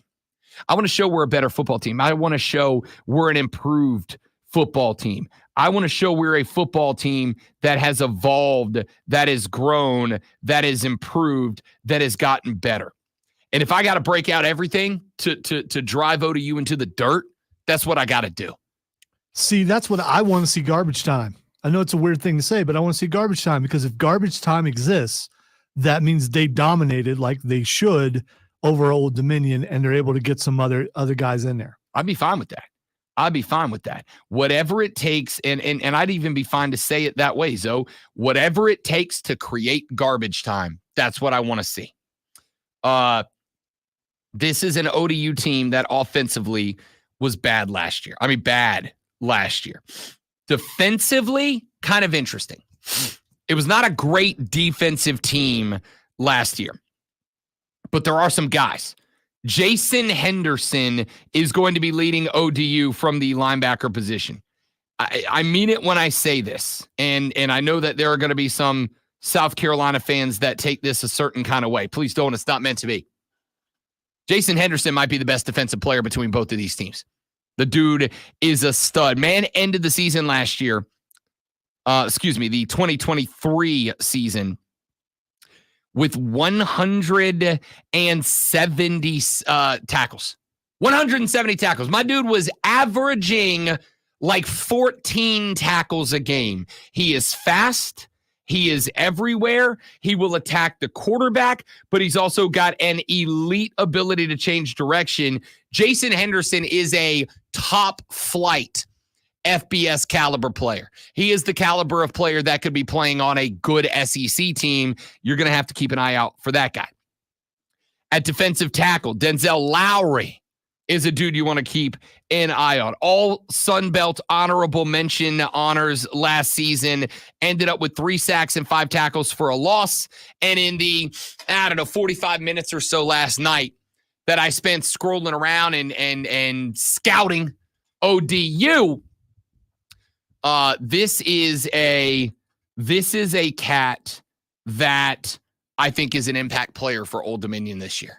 This is a cat I think is an impact player in this game for Old Dominion. This is the type of cat that I think can have a say on the offensive line. He's one of those guys, or at least the impression I've gotten from, again, a couple of hours of scouting this team over the last couple of days. This is one of those guys, Zoe, whose impact on a game can be massive, but you can't find it on a stat sheet, right? Like, he's not going to end the game with 8, 9, 10 tackles from the defensive line position, but a couple of the guys behind him are going to end with 8, 9 tackles on the stat sheet because this guy eats up blocks and he demands extra attention, and it's going to free other guys up in the ODU front 7 to try to get back to Lenora Sellers, to try to get into the backfield and wreak havoc on the run game for South Carolina. These are the dudes you're going to have to focus on. There is good news for Lenora Sellers. Old Dominion does not return a single defensive back this year. Not one. They run a nickel. They're going to run. You're going to see some 3-4. You're going to see some 4-3, but you're going to see a lot of 3-3-5, a lot of 5-2. Math is hard. A lot of 5-7. You're going to see a lot of 5 defensive back sets. They will run a nickel back set at you, but they do not have anybody who is a returning starter from last year. They do have some interesting transfers in, but nobody really that jumps off the page at you. I want to see South Carolina attack. I really do. I want to see South Carolina attack through the air. I want to see Lenora Sellers turned loose. Here's my thought, and I don't ordinarily feel this way, great one, about a guy who is getting his first real look at being QB1 like Lenora Sellers is. Turn this man loose. I let this man cook. Everything that you trust Lenora Sellers to be able to do, let him do it. If you trust him to be able to roll out and create plays with his legs outside the pocket, then use the momentum of the offensive line, roll him out, and allow him to create plays outside of the pocket. If you trust Lenora Sellers with naked boots, run the hell up out of some naked boots. If you trust Lenora Sellers to run some draws, understand the spots where he can attack and understand the spots where he needs to go down, run some quarterback draws. I want every single element of Lenora Sellers' games involved here. I want to see Lenora Sellers acting like a wild child in this game. Whatever you believe he can do, whatever you think that he can do, let him do it. Let them cook. Let them cook. Because I think that this is a game, for me, this is a game where, and I'm going to use Lonzo's expression, you're damn right I want to see some garbage time. I want to see some garbage time in this game, but I also want to see execution. I don't need you to do I don't want to see you do what Colorado did last night. Colorado win the game? Sure did. Sure did. Colorado come close to covering? Sure did. If that weird off the ankle pick doesn't happen, maybe Colorado covers, right? Colorado's got a couple of spots here and there that they kind of fell apart. But that's because the game plan for Colorado was go out there and out-athlete NDSU. Go out there and just be bigger, faster, stronger than NDSU and physical around the football field. To me, North Dakota State played a more disciplined football game last night. They were a more disciplined team. They just didn't have the hosses to keep up with Colorado, right? Because they were just out-athleting them. And fine, that was the strength you had to utilize it. I don't want to just see South Carolina go out there and turn loose Nick Harbor and Lenora Sellers. I don't want to see them go out there and just turn loose their wide receivers and go, we're just going to out-athlete you. I want to see execution. I want to see a game plan. I want to see discipline. I want to see fundamentals. I want to see the offensive line opening up holes. I want to see the wide receivers snapping off their routes. If it's a 5 and in, run a damn 5 and in. All right? I want to see this team have core fundamentals and execution to show me that they're not going to panic like they did, I think, in certain spots last year. And if they do that and they cover up that 21, suddenly that Kentucky game next week looks a lot more interesting. If this team wins by 14 and they rely on just being better athletes to get to that 14, I get real nervous about next week. We'll talk more about it as we move forward with the show. We'll talk Clemson and Georgia when we come back on the Rob Brown Show in the Fan Upstate. Three friends. All right, guys, quick live read. We are back. Stay right there. Foamy.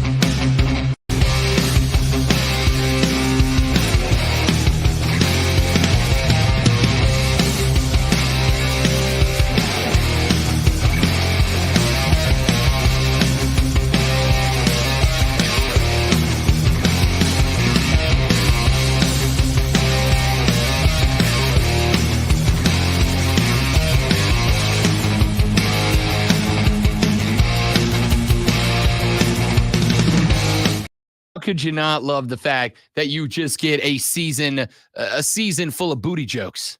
It's going to be spectacular. He's a big booty too. He's not a small booty. He's a big booty. I'm guessing that probably the powers that be probably told the guys, hey, okay, You can have like one. you can have a little booty Yeah. here, a little booty there, Yeah. but you can't have too much booty. Listen, keep the booty off the TV, all right? Like, we understand whatever you want to say about booty at home, that's your business, all right? Whatever your booty preference at the house is, I'm good with that. But do not bring your booty into this television studio When set. a touchdown is scored, do not say that was bootylicious. Do not say that. Come on, buddy, do bootylicious for you. I don't think you're ready for general booty. All right, let's get some stuff in here. Georgia, Clemson. By the way, if you are intrigued, Lonzo, the line on the game has moved another point. Now it's down to Clemson plus 12.5. So it does look like the loss of another running back for the Georgia Bulldogs has been factored in by the Vegas books. My bet is because there's a lot of folks, a lot of sharps out there that looked at the line, sans the two running backs, and decided to throw some scratch at the Clemson Tigers. Moved them from 13.5 down to plus 12.5. The over-under on this game set at 48.5. Clemson plus 375 on the money line. Almost a 4-2-1 number if you are pulling for the Clemson outright upset over the number one preseason team in the country, the Georgia Bulldogs. So, we've talked a little bit about this game so far. I have already told you what I am looking for.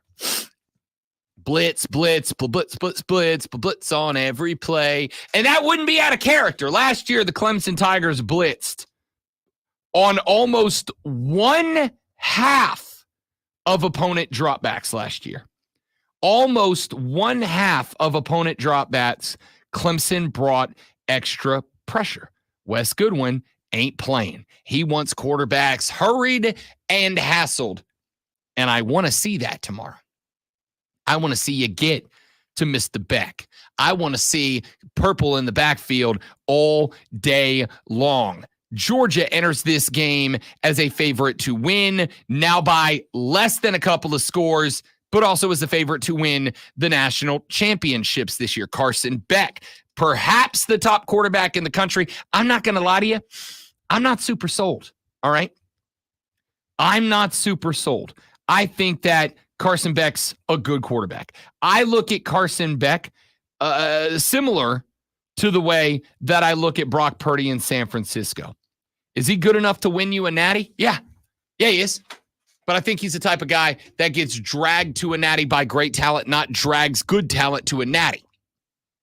I don't think people are entirely aware of how massively important Brock Bowers was to this offense last year. And I'm not just talking about the numbers that he put on the books. I am also talking about the distractions that he took away from them. I am also talking about the fact that when Brock Bowers ran across the middle of the field, you had to dedicate attention to him. And that opens up windows to the left and to the right. And I think Georgia took advantage of those. They don't have Brock Bowers this year. They bring back Oscar Delp, and Oscar Delp at tight end is a guy that had quite a bit of experience last year because Georgia was no stranger to two tight end sets. Oscar Delp was a guy that was called upon when Brock Purdy was just grabbing too much attention. He is a route runner. He is a guy that can make some plays, but he ain't Brock Bowers. He ain't Brock Bowers. You don't have that big threat. So I am absolutely saying you better bring everybody you got at this team. I need you to throw everybody at Carson Beck. I need you to make his life hell. I need you to decrease the average amount of time that Beck has in the pocket unpressured by like a second. All right. I don't need Carson Beck getting 3.75, 4.25 seconds back there to throw the ball. I need him having no more than 3 seconds to throw the ball. So what is it that Georgia can do right? Brock Bowers is gone. Ladd McConkey is gone. You already know, as we have pointed out, the fact that the running back field is going to be decimated for this game. Trevor Etienne and Roderick Robinson are both out for this contest unless something happens between here and tomorrow and Kirby goes, who cares what anybody but us has to say? Etienne's playing because we need him. But right now, my understanding is that he is not. Meaning Georgia is not going to have the run game that they wish to have for this contest tomorrow. To me, that's obviously a Clemson advantage if they take advantage of it by throwing extra men in the box, by attacking, by bringing extra defenders every time back takes a step back into the pocket. That's the way that I want to play this thing. But what else can the Dogs do against Clemson? Well, on the offensive side of the football, Dominic Lovett, Dylan Bell, Oscar Delp. Those are 3 names that I want you paying attention to if you're a Clemson fan, because those are 3 names that are going to have a lot of something to say about what this game shapes up to be, a lot of something to say about what that season is going to shape up to be for the Georgia Bulldogs this year. Keep an eye on those players. On the defensive side of the ball, Georgia is talented enough to win slugfest.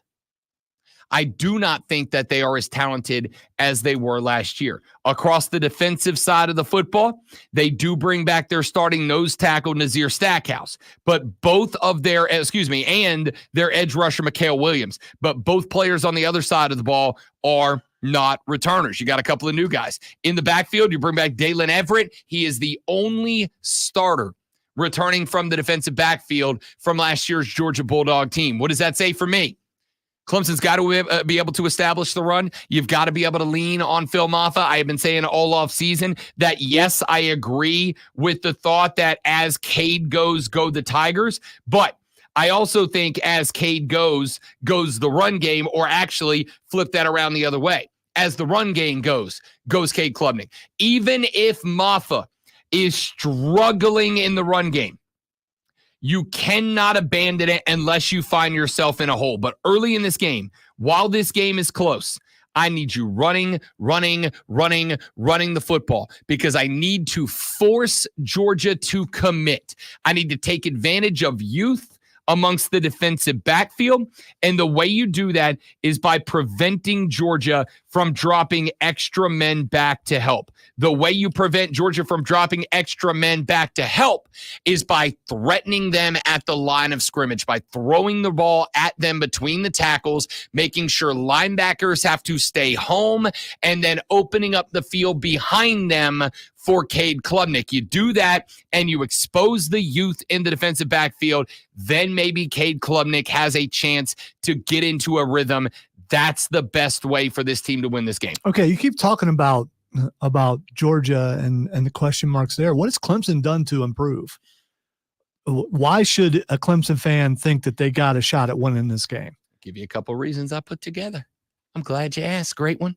Glad you asked. Couple of things that I am looking at as Clemson tries to start with the momentum they finished with last year, including 5 consecutive wins, with an upset win of Notre Dame and a Gator Bowl win over Kentucky. Number 1, I want you to go back to the 2022 ACC championship when Cade Klubnik stepped in for DJ Uiagalelei. Do you remember that game? 20 of 24 for 279 and a tutty in that win over North Carolina.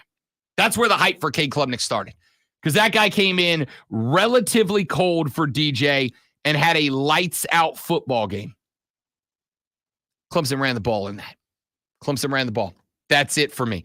Clemson ran the ball, and it opened up the football field for Cade Klubnik. Number 2, you're going to have to, and this is really the one that I think is the most apprehensive for me. You're going to have these young wide receivers make plays. You're going to have to trust them, right? Like, I know you'd like to bring them along and allow Tyler Brown and Antonio Williams. I know you'd like to give Bryant Wesco Jr. some time to kind of find the groove, to kind of find the rhythm, find the rhyme, give it up. It's Clemson time. But you got to trust them out of the gate. You are going to have to put trust in the wide receivers after the run game gets going. On the defensive side, Barrett Carter, Peter Woods. That's it. You can't let Carson Beck get comfortable. I will say, great one. You can have questions about Clemson. They're more than fair. Way more than fair. Where I don't have questions is Barrett Carter. Where I don't have questions is Peter Woods. Where I don't have questions is going to be Clemson's front seven and their ability to disrupt teams this year. Now, to ask the question, are they capable of disrupting Georgia, a team that is built on the philosophy of Nick Saban, that is, win in the trenches? Can they win in the trenches? I'd like to think the answer is yes. If the answer is yes, and they can even cause a stalemate in the trenches, that's how you win the game. It is get to Carson Beck. It is create a stalemate at the least in the trenches. It is do not let Carson Beck get comfortable dropping in and standing tall in the pocket. Make him run. Make him move. I don't think he's going to be super efficient on the run and on the move. Make him run. Make him move. Never let him get comfortable. When he's going to throw, make him throw on the run as often as possible. The front seven have to be good for Clemson. Those are the spots. Run the goddamn football. Trust your young wide receivers. Do not try to bring them along. Do not try to grow them in this game.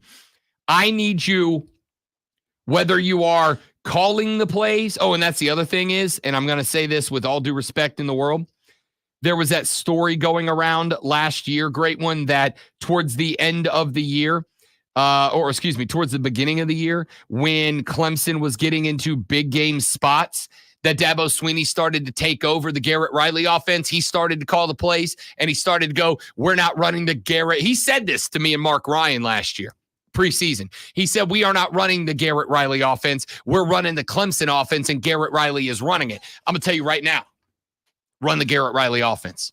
Let the dirt raid be the go-to. I want you running the ball, and when you throw it, I want you throwing it like every wide receiver out there is an All-American and all number one draft picks. Treat the young guys like you trust them with your lives, but make film off of the bell cow and kill them at the point of attack on defense. That's how Clemson wins this game. Again, all the hype around Garrett Riley, we got him, you didn't, all that kind of stuff.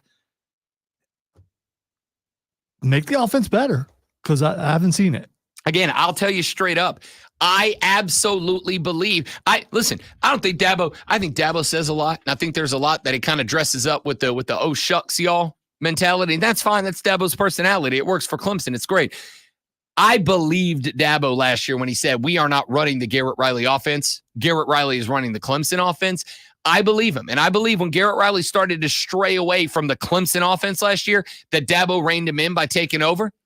I've got to trust that Dabo was going to say, Garrett, you're the guy. I don't think Garrett Riley is a failed hire or not the guy everybody thought he was going to be. I just think he got told not to be that guy last year. And I'd like to think, lesson learned, they're going to let him drive this year. And if he drives this year, I think in game one, you will see an offense that looks different this year behind Cade Klubnik. Or if you recall, when we were talking about this last year, we also speculated that there's a possibility that Dabo was covering for the Garrett Riley offense not working. I taking the blame. I don't believe that, because I watched the year before that and it was the same offense. It was the same offense they ran with DJU. They ran with Cade Klubnik. I don't believe that. And I think you'll see that tomorrow. I think you will see an updated Clemson offense that looks different from last year, because I think Garrett Riley gets unchained. I don't think Dabo was covering for Garrett.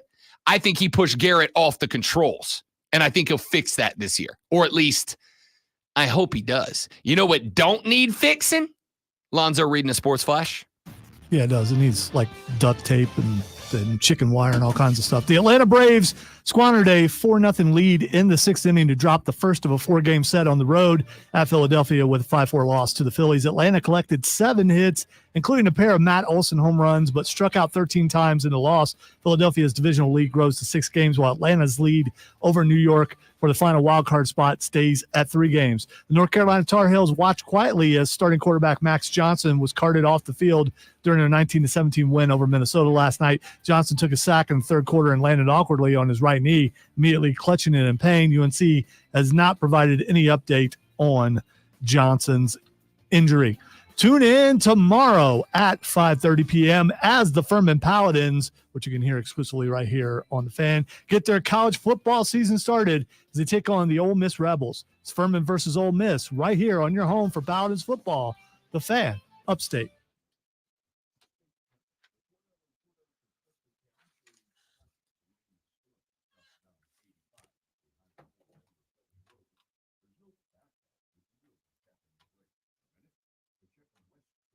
Tap, tap, tapping your bakes.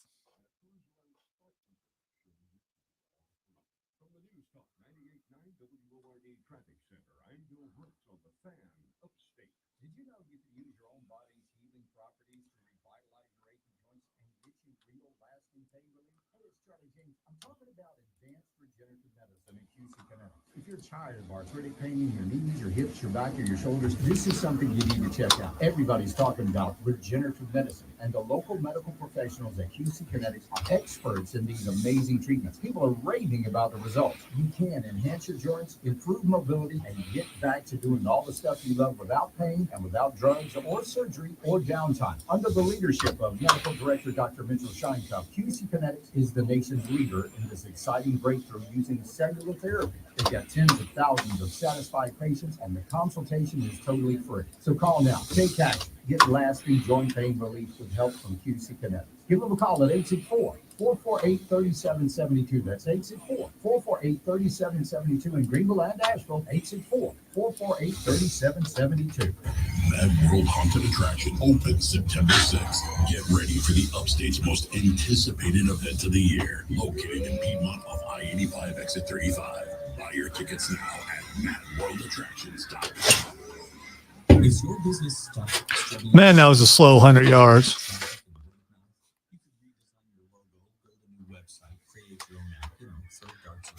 But none of those will boom your business straight to the top. See, market leaders played by different. Did you see the email from Mark? Do you know how to become the brand people think of first and feel best about? I got one about Wofford. They use Yes. knowledge Okay. to gain an unfair advantage Yeah. over you. I'm Nick Torbe, senior partner in the Wizard of Ads marketing group. It's not sure that was a directive or anything, but yeah, I might want to. I'll bring it up. My most accomplished partners from across North America to teach you those secrets during a half-day seminar called Unfair Marketing, Tuesday, September 10th at the Spring Hill Suites in downtown Greenville. Normally, a day with one of my partners costs $5,000, but in cooperation with Odyssey Broadcasting, this event is just $300, and there's no sales pitch at all. Seating is limited. Learn more and register at unfairmarketing.org and get your unfair advantage. Meet Cheryl. Hey, she's on vacation, lost in the moment. Unfortunately, so is her Chase debit card. It's gotta be somewhere. Maybe she lost it at salsa night. These skirts should have pockets. Or maybe she lost it at Pilates. 3, 2, But she's not worried. With the Chase mobile app, she can lock her card till it turns up. Tools that help protect. One bank that puts you in control. Visit chase.com/checking. Chase, make more of what's yours. Chase mobile app is available for select mobile devices. Message and data rates may apply. JP Morgan Chase Bank, NA member FDIC. As a roofer, I'm always. So I saw on McAfee the other day, they were talking about Dabo not taking phone calls anymore. Yeah. He got a lot of heat for that. Right at my fingertips 24/7. I rely on Beacon because I never stop building, and neither do they. Now through September 15th, purchase GAF from Beacon Pro Plus and earn a 15. My chair's squeaky too. Don't blame it all on him. He's a romper, but there's no way to get in that chair without romping. Well, the other part You is can't ease into that thing. the other part is, and I don't, it's this chair because the back of this chair, the fabric on it's real rough. So if you sit straight back, it grabs your shirt and pulls it up. And then I got the little love handles hanging out. So I have to that's if you ever see me popping around in the chair, that's what I'm doing. I'm pulling my shirt down. That and we're Because if anybody opens that door, they're getting we're mad. old and older, and things hurt. There's also that. It's not incorrect. Third hour of the show starts now. Welcome back, ladies and gentlemen. It is the Rob Brown Show. It is the Fan Upstate. Yes, boy. Friday it is. And not just any Friday. It might be the most wonderful Friday of the year. See, I think that's next week, but Was it next week? Because we got a full weekend of football. because we got pro football and college football. You know what? That's not unfair. That's not unfair. And it's a halfway decent week 2 slate of college football too. Tomorrow's slate spectacular. I'm really excited about tomorrow. Is it spectacular? Yeah, it's pretty good. I mean, is it more like last night was? No, it's a pretty good weekend. Just because your team has elected to open up with a cupcake doesn't mean that everybody's has. Well, a lot of them did last night, but Georgia Clemson should be good. I mean, are there any other ones of that caliber though? Yeah, I would say so. Penn State, West Virginia is going to be a slapper, dude.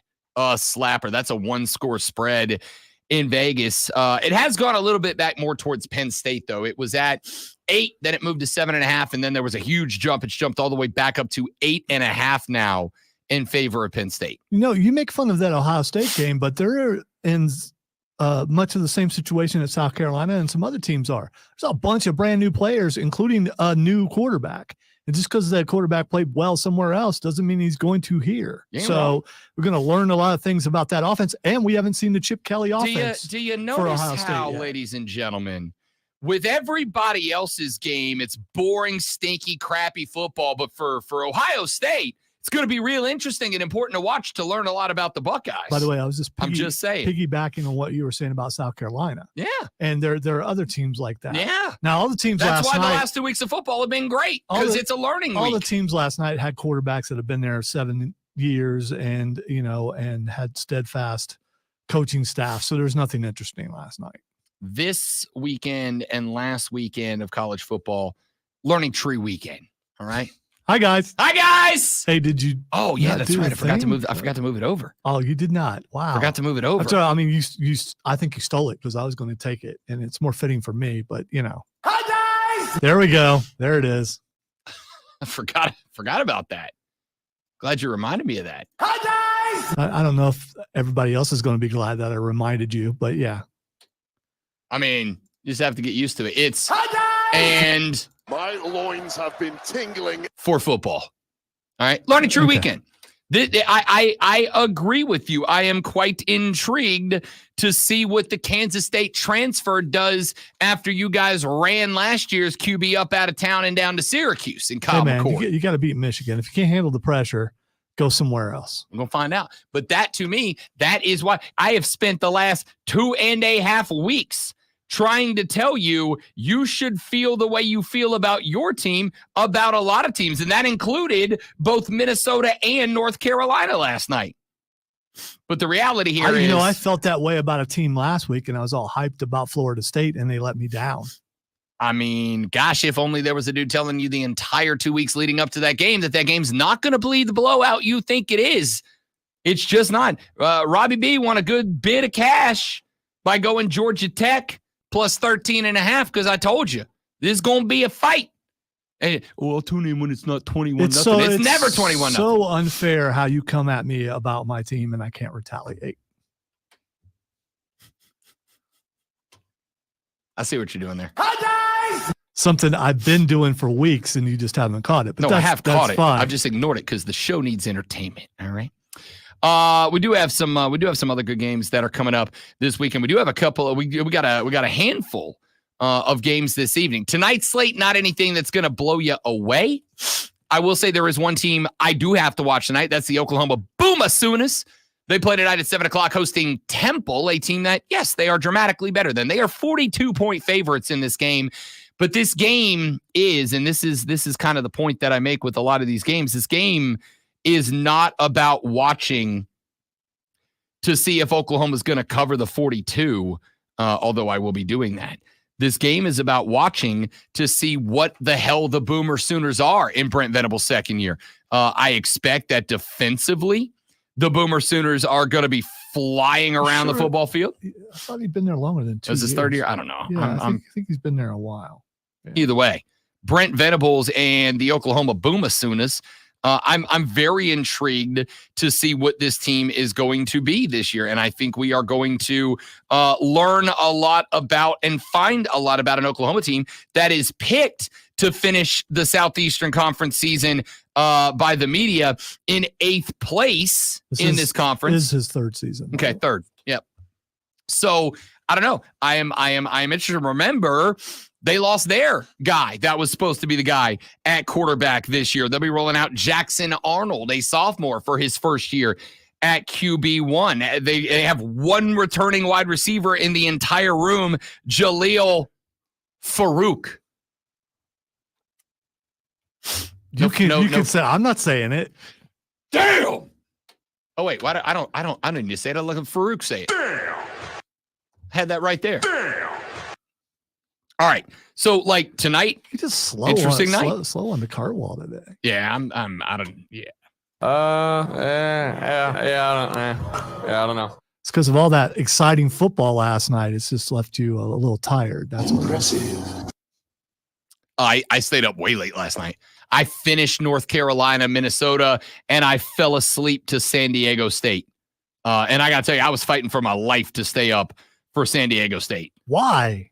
It's San Diego State, dude. I mean, come on. Because it's football, bud.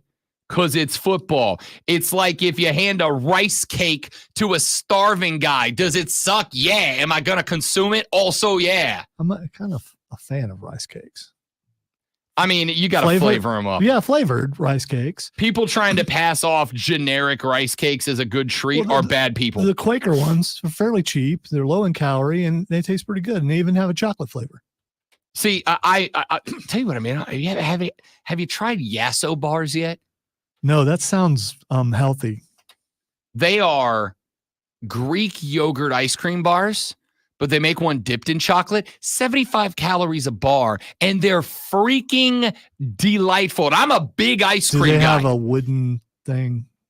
Yeah, they do. Yeah, oh, that's right. You can't have one because of the weirdest I'll aversion of anyone I know. There's a thing. You looked it up. It's a thing. So, I mean, it's not like I'm the only one. Yeah, so I will. Lonzo won't eat popsicles and ice cream bars because of the texture of the stick. I've just, right now, on your tongue. It's the weirdest aversion to a thing of anyone that I know. I just got the heebies and the jeebies. I genuinely don't understand it. I mean, I get that you have it. I'm not going to try to, be a good friend and push you through it so that you can experience the love that is popsicles. Dude, but you're missing out. It wasn't something that I got right away. I ate a lot of bomb pops as a kid, and it just started working on me. It's so weird, dude. Respectfully, it's so weird. It's not respectful. It's so weird. I know it's weird. Whatever. I mean, just as long as you're aware of it. I'm sure you have some weirdness somewhere. You've listened to this show. There's lots of it.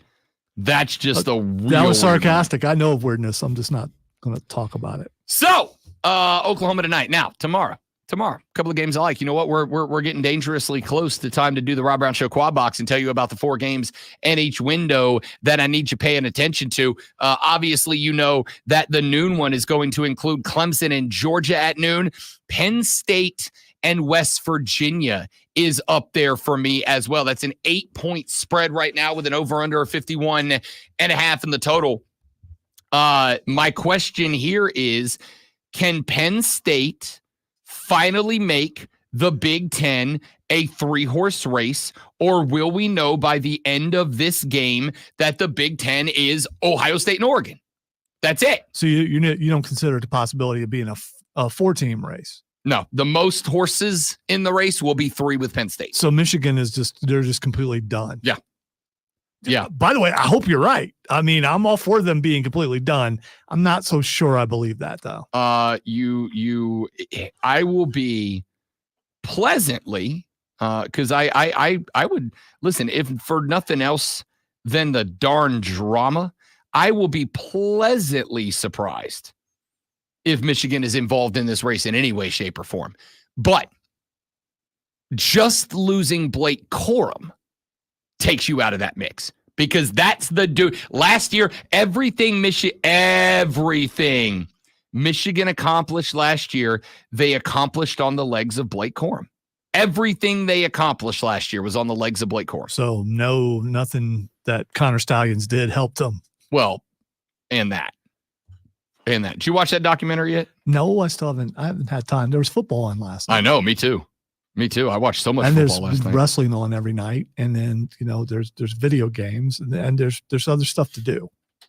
Are you not going to watch it? Eventually, I plan to. You're saying that to me. You haven't seen it. Oh, it's getting watched this weekend. Okay, It's getting watched on How Sunday. many times have we heard that from you? It's getting watched on Sunday.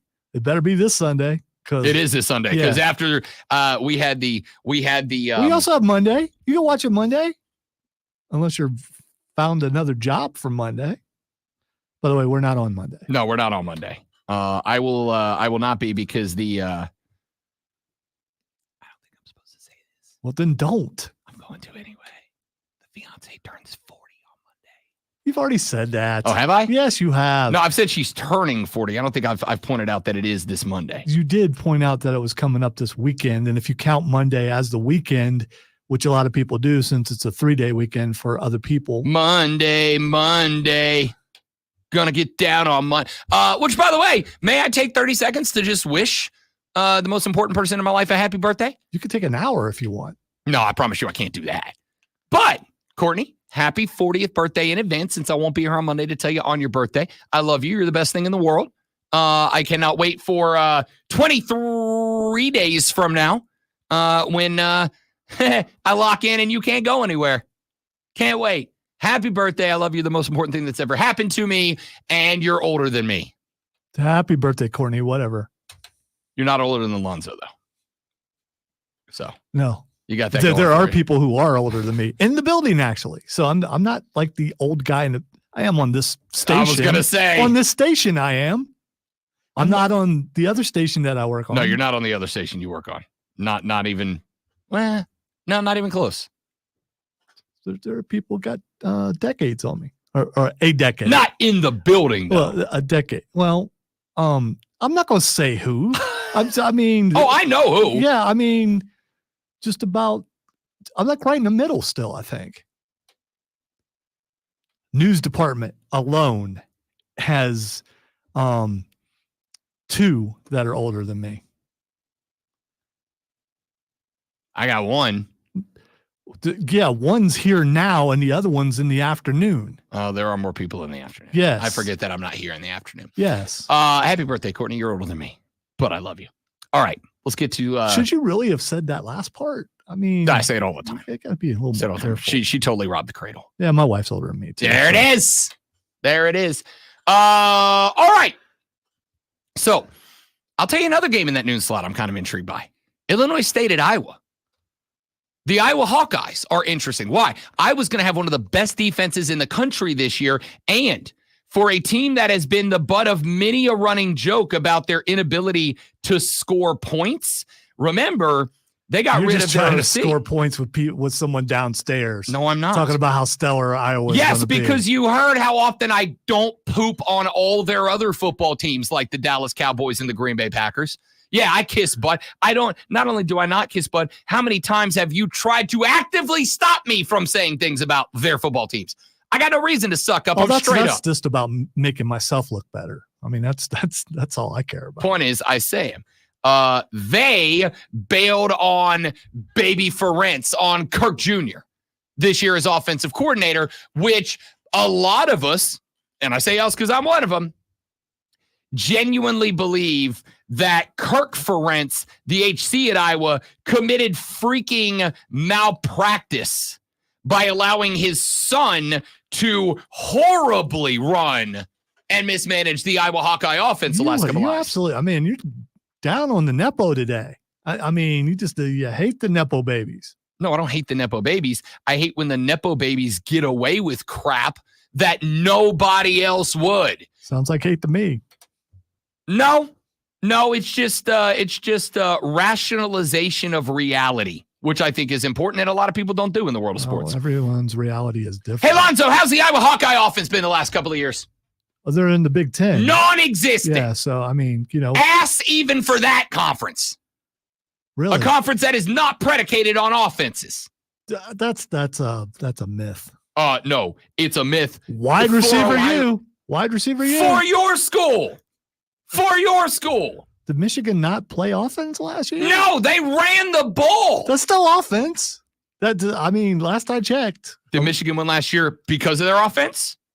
No. I think it helps. No, they won last year because of their defense. I think they were more of a complete team, and that's the reason why they won last year. I think they were a great defense with an excellent rushing attack. And they stole signs.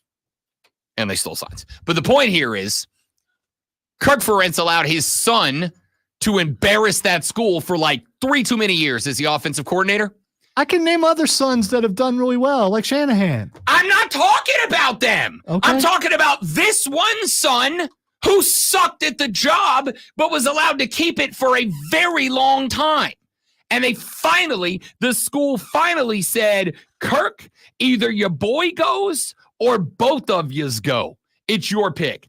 And so finally, the Iowa Hawkeyes did right by their fans and made Kirk fire his kid who was very bad at his job. I'm not saying all sons that are coaches are bad sons that are coaches. I'm saying this one was, and they finally moved on. So do we see a different Iowa Hawkeye offense this year? This is a team that could not average 25 points a game last year with a joke of a schedule.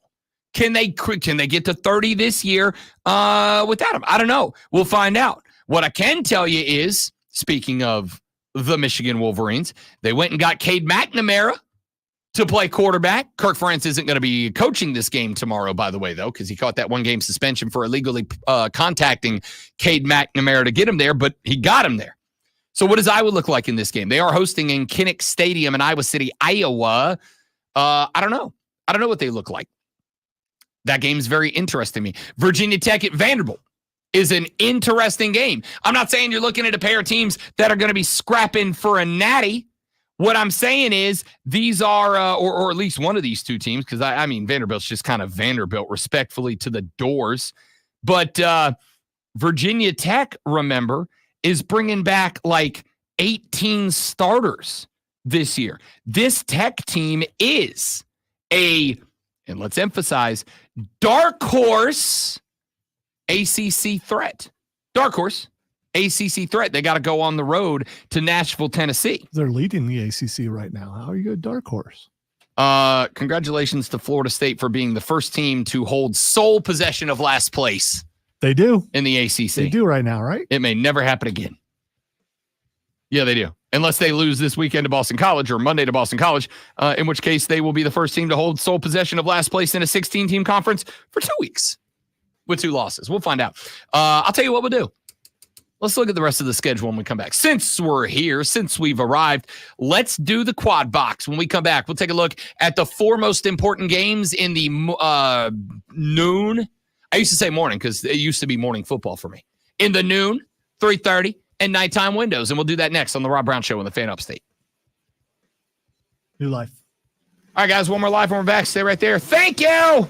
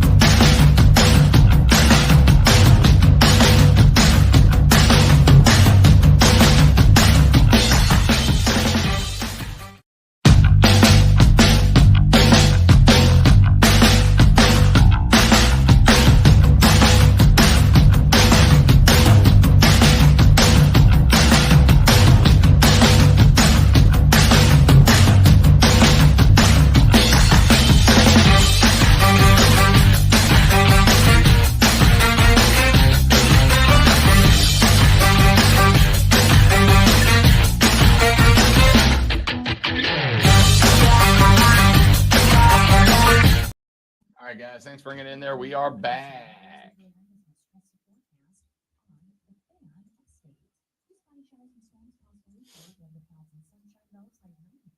She is a cougar. I'll tell her you said so, Shane.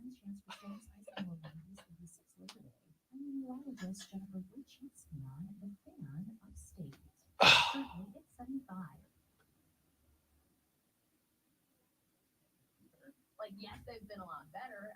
I'm Ryan Horvath here to beat the books with BetQL. It's all about the youth. Mario Cristobal begins his third year at Miami, and they're going to try to make history with Cam Ward starting at quarterback and one of the best defensive line units in the country. The Hurricanes are about to make some noise in the ACC, and you can still find them to win the ACC at plus 325 over at BetMGM. Sportsbook born in Vegas. I'm Ryan Horvath, Bet Smarter, and Beat the Books. Download the BetQL. Took 3 Nerf shots over his head before Tim even noticed that I was shooting. I could have put whelps on him, but I didn't.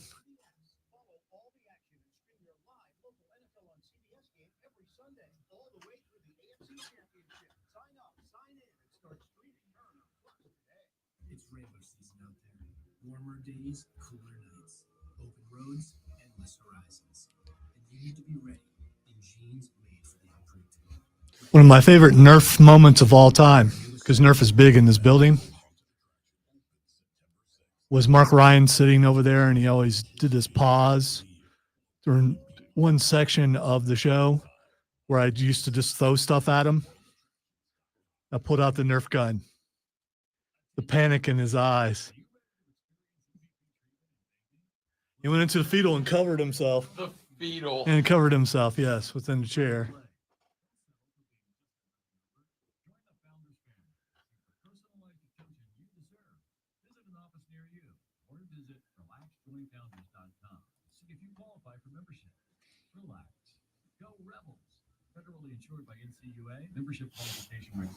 I don't shoot Rob. He knows where the guns are. Plus, I'm waiting to shoot Rob. I'm waiting for the moment when Rob is standing on that wall. And we all exclaim with joy that it has finally happened. It hasn't happened in years. Yes, Shane, I was his first producer. And then I got traded. Because we had friction. A rivalry. It's not rivalry. I'm just a lowly peon. You can't have a rivalry with talent if you're a lowly peon.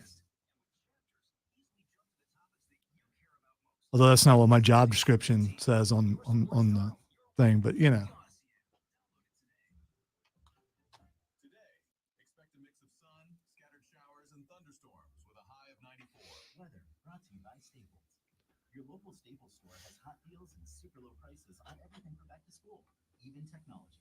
Save even more with the Easy Rewards program at Staples. Sponsored by Bank of America. Bank of America has powerful digital solutions for local and global businesses, so you can make every move matter. Visit bankofamerica.com. Jennifer Lopez isn't comfortable living in the $68 million mansion she shared with Ben Affleck. There are too many memories. You know what? All I gotta say is, give me the mansion. Okay, just give it to me. I'll take it. I'll take it. I'll take the bad memories from you. Yeah, I'm in. Good memories in my house.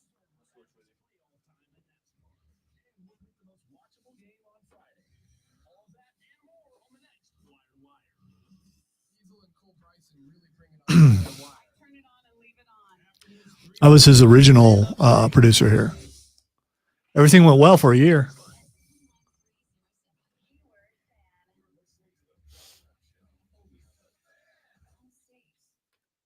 Since I'm about to get traded again, I mean, there's a lot of friction between Rob and I lately, and you know, it's nearly over.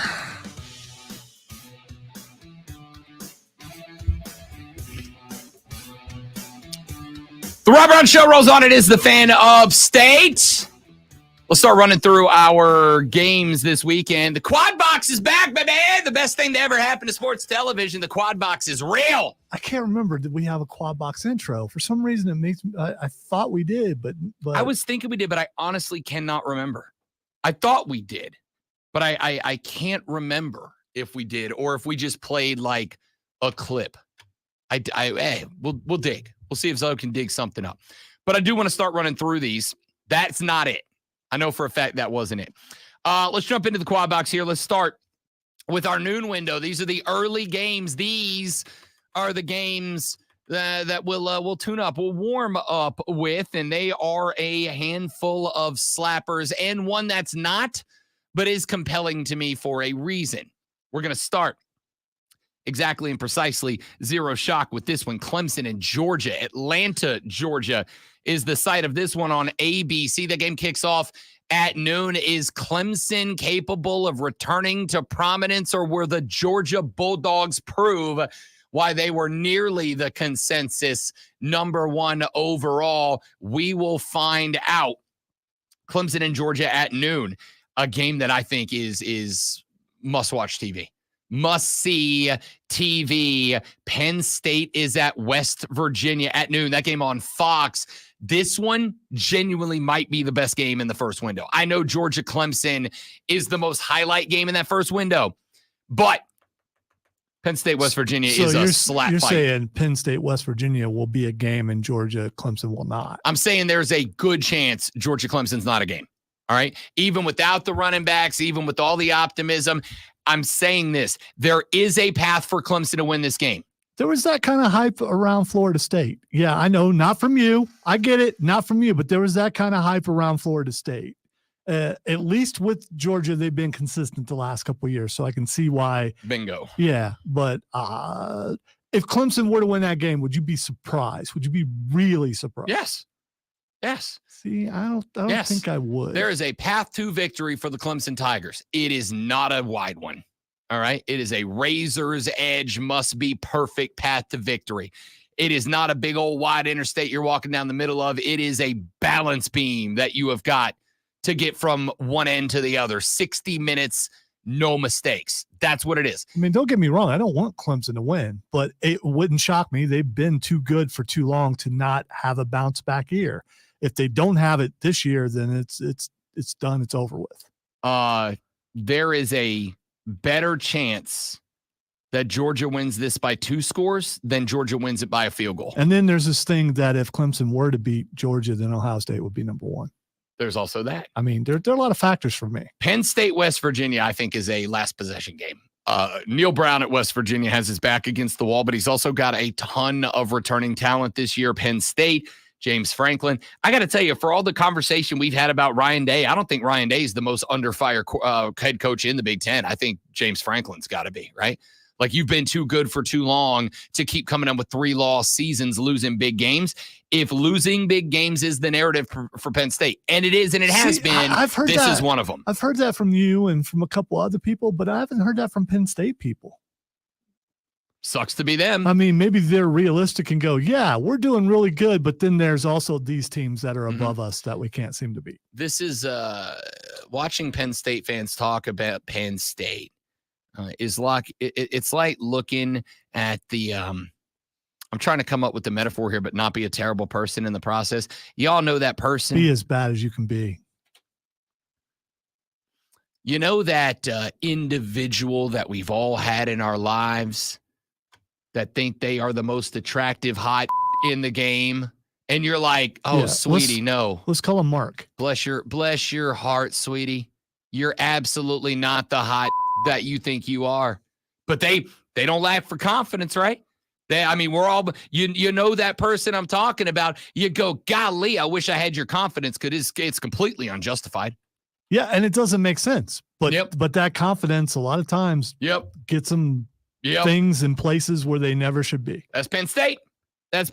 They've got to win this game. They are a touchdown and a point favorites over West Virginia.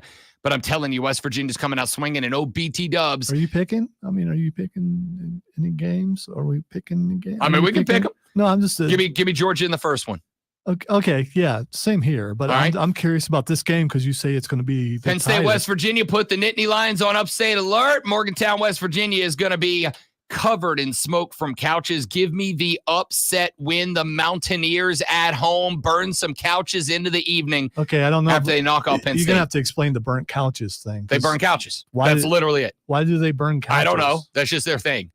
Couches are expensive, man. Why are you burning them? Head down to the local Goodwill, pick up one, throw it in the back of the flatbread, bring it to Morgantown, West Virginia, and light it on fire. I just want you to know you said flatbread. Yeah, I know. I was trying to pass it up. I know. You just refused to let me not make a. That makes me want pizza for lunch. I do want pizza for lunch. Penn State, West Virginia. You asked to pick. What's your pick? I said Penn State. Oh, okay. Illinois State's at Iowa on the Big Ten Network. This game also at noon as we wrap up quad box number 1. Give me the Hawkeyes. I think that offense under Cade McNamara is going to be better this year because I honestly think Baby Ferentz was the reason that they've been struggling the last couple of years. It's just been embarrassing play calling. I think they fix that. Give me Iowa Hawkeyes over Illinois State. And since this game is a 27.5-point spread, let's pick against the spread. Give me Iowa to cover. All right. Iowa all the way. What an amazing team. Yeah, okay.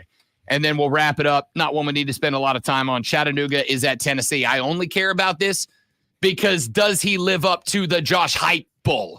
Is Josh Heupel the guy or not? I believe in the hype pull. I think Tennessee is going to be scary this year. I think Tennessee is an SEC championship threat from the outside looking in. I don't think they're a bad bet to sprinkle a little on. This game will be a, do they come out firing?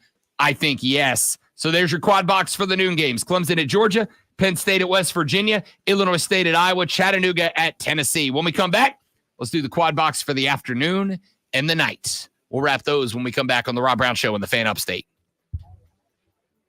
Hey, hey, hey.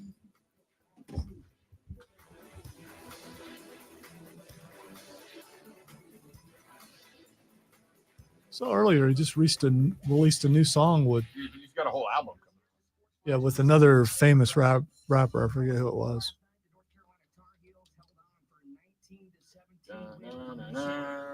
Trailed 14-7 at the half. Wake Forest rolled past North Carolina A&T 45-13, 21 unanswered points in the third quarter for the Demon Deacons. Complete Concepcion keeps his balance. Left hand on the turf of the 20. Breaks a tackle at the 10.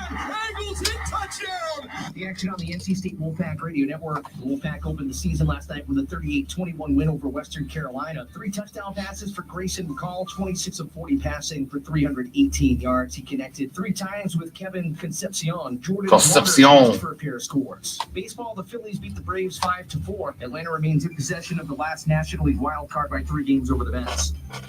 Classic Rock 101.1 is your home for Carolina Panthers play-by-play all season long. Download the Odyssey app, search the Fan Upstate, and listen anywhere on your phone. I'm Chuck Sanders with the Sports Flash on the Fan Upstate. Up to the minute, upstate traffic. The Cordell and Cordell construction cam shows southbound 85 slowing before Highway 14 through Pelham Road. Northbound 85 slows at 185. All right, what's our 4th game? The day slate's so much better than the night slate. The night slate's pretty good. You got Florida, Miami. They were just showing stuff on.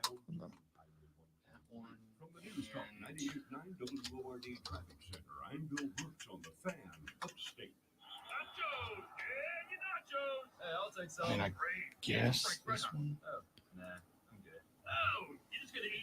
You're looking for good games. I'm looking for improved.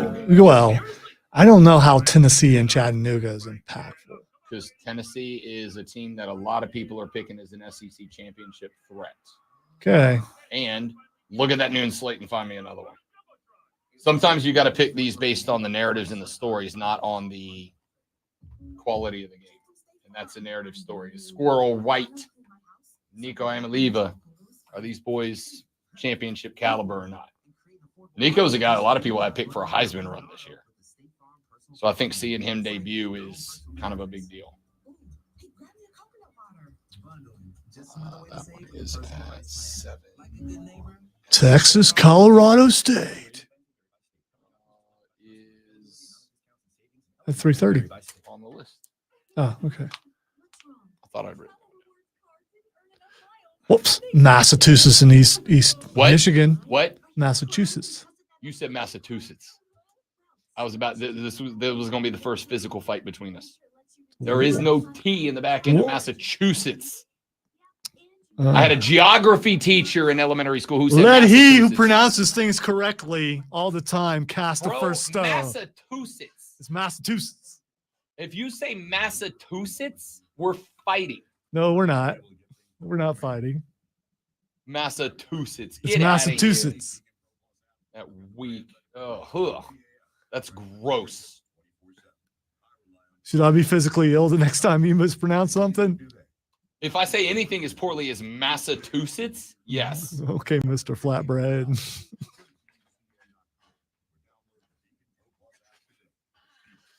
Why are you so angry, man? I get mad at things that deserve to be getting mad at. Okay. Are you from Massachusetts? Doesn't matter.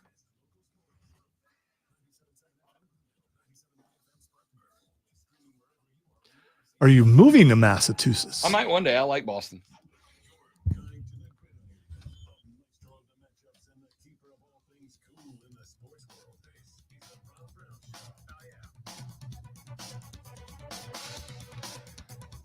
Rolling through the quad box, the 4 top games in all 3 slots, morning, noon, and night. It's actually noon, mid-afternoon, and night, but you get the point.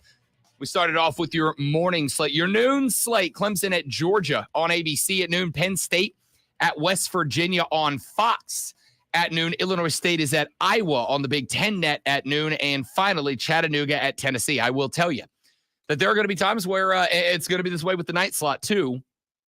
Sometimes there aren't 4 good competitive games. Sometimes they're narrative games. Sometimes they're more, you got to watch this to find out if blank. And I think that Chattanooga, Tennessee game is one of them. Are the Volunteers for real? Nico Amaliba is the quarterback for this team this year, and there's folks that are picking him to make a Heisman, or Ryan Horvath has him picked as a Heisman finalist this year. Is Josh Heupel really that guy? Has this team really improved that much that quickly? If the answer is yes, I think we will find out very rapidly in this game. So we're gonna talk a little bit about that as we roll on through the noon slot. Let's get to our mid-afternoon games. These are the games taking place anywhere from 2:30 to around 5 p.m. Here's how I have this one stacked up. Great one. A trio of them kicking off at 3:30. Your team on the list. Akron at Ohio State. That game at 3:30 on CBS. This is one of those narrative games. This is one of those games that I think we pay attention to because, and I think it is fair to ask the question, great one, is Ohio State them this year? Is Ohio State that team this year with Will Howard at quarterback? We already know your running back field is going to be stupid talented, but do you have the ability to throw the ball at wide receiver when the running back field is that stacked, or will you emulate what Michigan did last year and go, hey, our strengths in the backfield, we're going to play to that? I think we'll get a little bit of a read when the Zips come a call into the shoe. As someone who's wearing a vintage Ohio State jersey right now, well worn, lucky jersey, very well worn. Yeah, I don't care. We're closed to the public, and no one's going to see me wearing this, so we're good. I don't know. I don't. I hear all the hype, but I haven't seen the product on the field, and until I do, I just don't know. That's why they're on the quad box, ladies and gentlemen. Let's keep going with the 3:30 games here. Colorado State at Texas. Are the Rams going to be competitive with the Longhorns? They better not be for Steve Sarkisian's sake, but I do think we're going to get a read on a team that a lot of folks have picked as a champion in the Southeastern Conference. Colorado State heading to go take on the Horns. Quinn Ewers is going to make his debut for the 2024 season. And again, he's on the Dr. Pepper commercial now. I don't know if that's good luck or bad luck. With the Boz. I enjoyed it. I thought it was fun. It was funsies. Quinn Ewers is going to get his debut in 2024. Are the Longhorns for real this year? Right? Like, I got to tell you, I think there's a little bit of overselling Texas this year. I think they're going to be a good team. Do I think that they are going to be a best team? No, I'm not quite there yet. This one will tell us a lot. 3:30, This one might be the game of the mid-afternoon. That is the University of Miami down at the University of Florida. This one at Ben Hill Griffin Stadium. This game is at 3:30 on ABC, and this is another game that there's a narrative that's got to be overcome here, and that is Mario Cristobal and his Miami Hurricanes. I have told you, like a lot of times so far, I don't trust Mario Cristobal as far as I can throw him, and this is true. I don't think I can throw him very far at all. All right, that's a very unique set of muscles I haven't worked out lately. I don't think I can chunk them all that far, but that is the game that has to be played here with Miami and Florida. On the flip side, it has been said time and time again, dudes and dudettes, Billy Napier's back is against the wall at the University of Florida this year. Winning this game will buy him a little room to breathe. Winning this game, a rivalry game out of the gate, will give him an opportunity to maybe earn a little bit of goodwill back from the Florida fans, yeah? Maybe earn a little bit of goodwill back from the folks that are trying to run him up out of Dodge. And I think that is something we got to pay attention to. Miami at University of Florida. And then one we've already addressed at length. Won't spend a ton of time on it, but at 4:15 live from Willie B. The Old Dominion Monarchs on the road at the South Carolina Gamecocks. Again, South Carolina's been remarkably quiet this offseason. We have not heard nor seen a lot. We got very little out of practice to keep an eye on.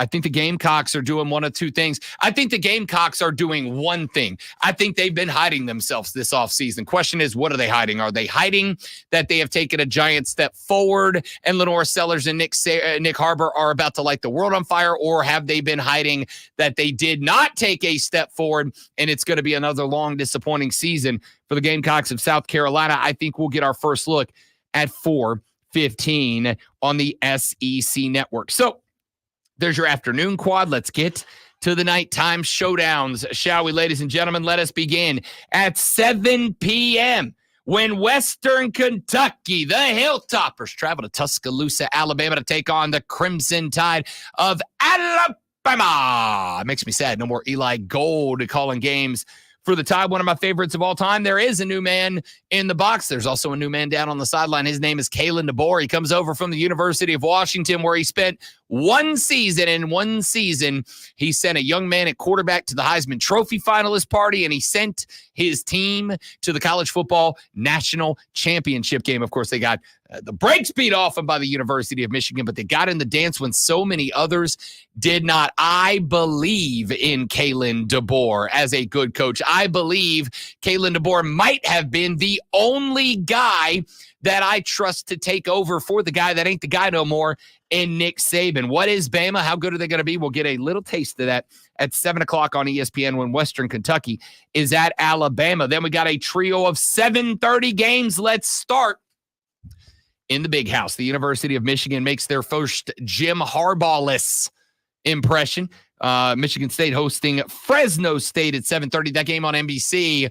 I don't know what you think the spread on this game would be. It wasn't as high as I thought. 21 points is the spread between the Bulldogs of Fresno State and the Michigan Wolverines. What the hell are Sharon Moore's Big Blue Wolverines? I don't know. You don't know. We don't know. We're going to find out a little bit about them. 7:30 on NBC this Saturday when the Wolverines take on the Bulldogs. Also at 7:30. This one, another one that is a narrative game. It is a game about learning, not about competition.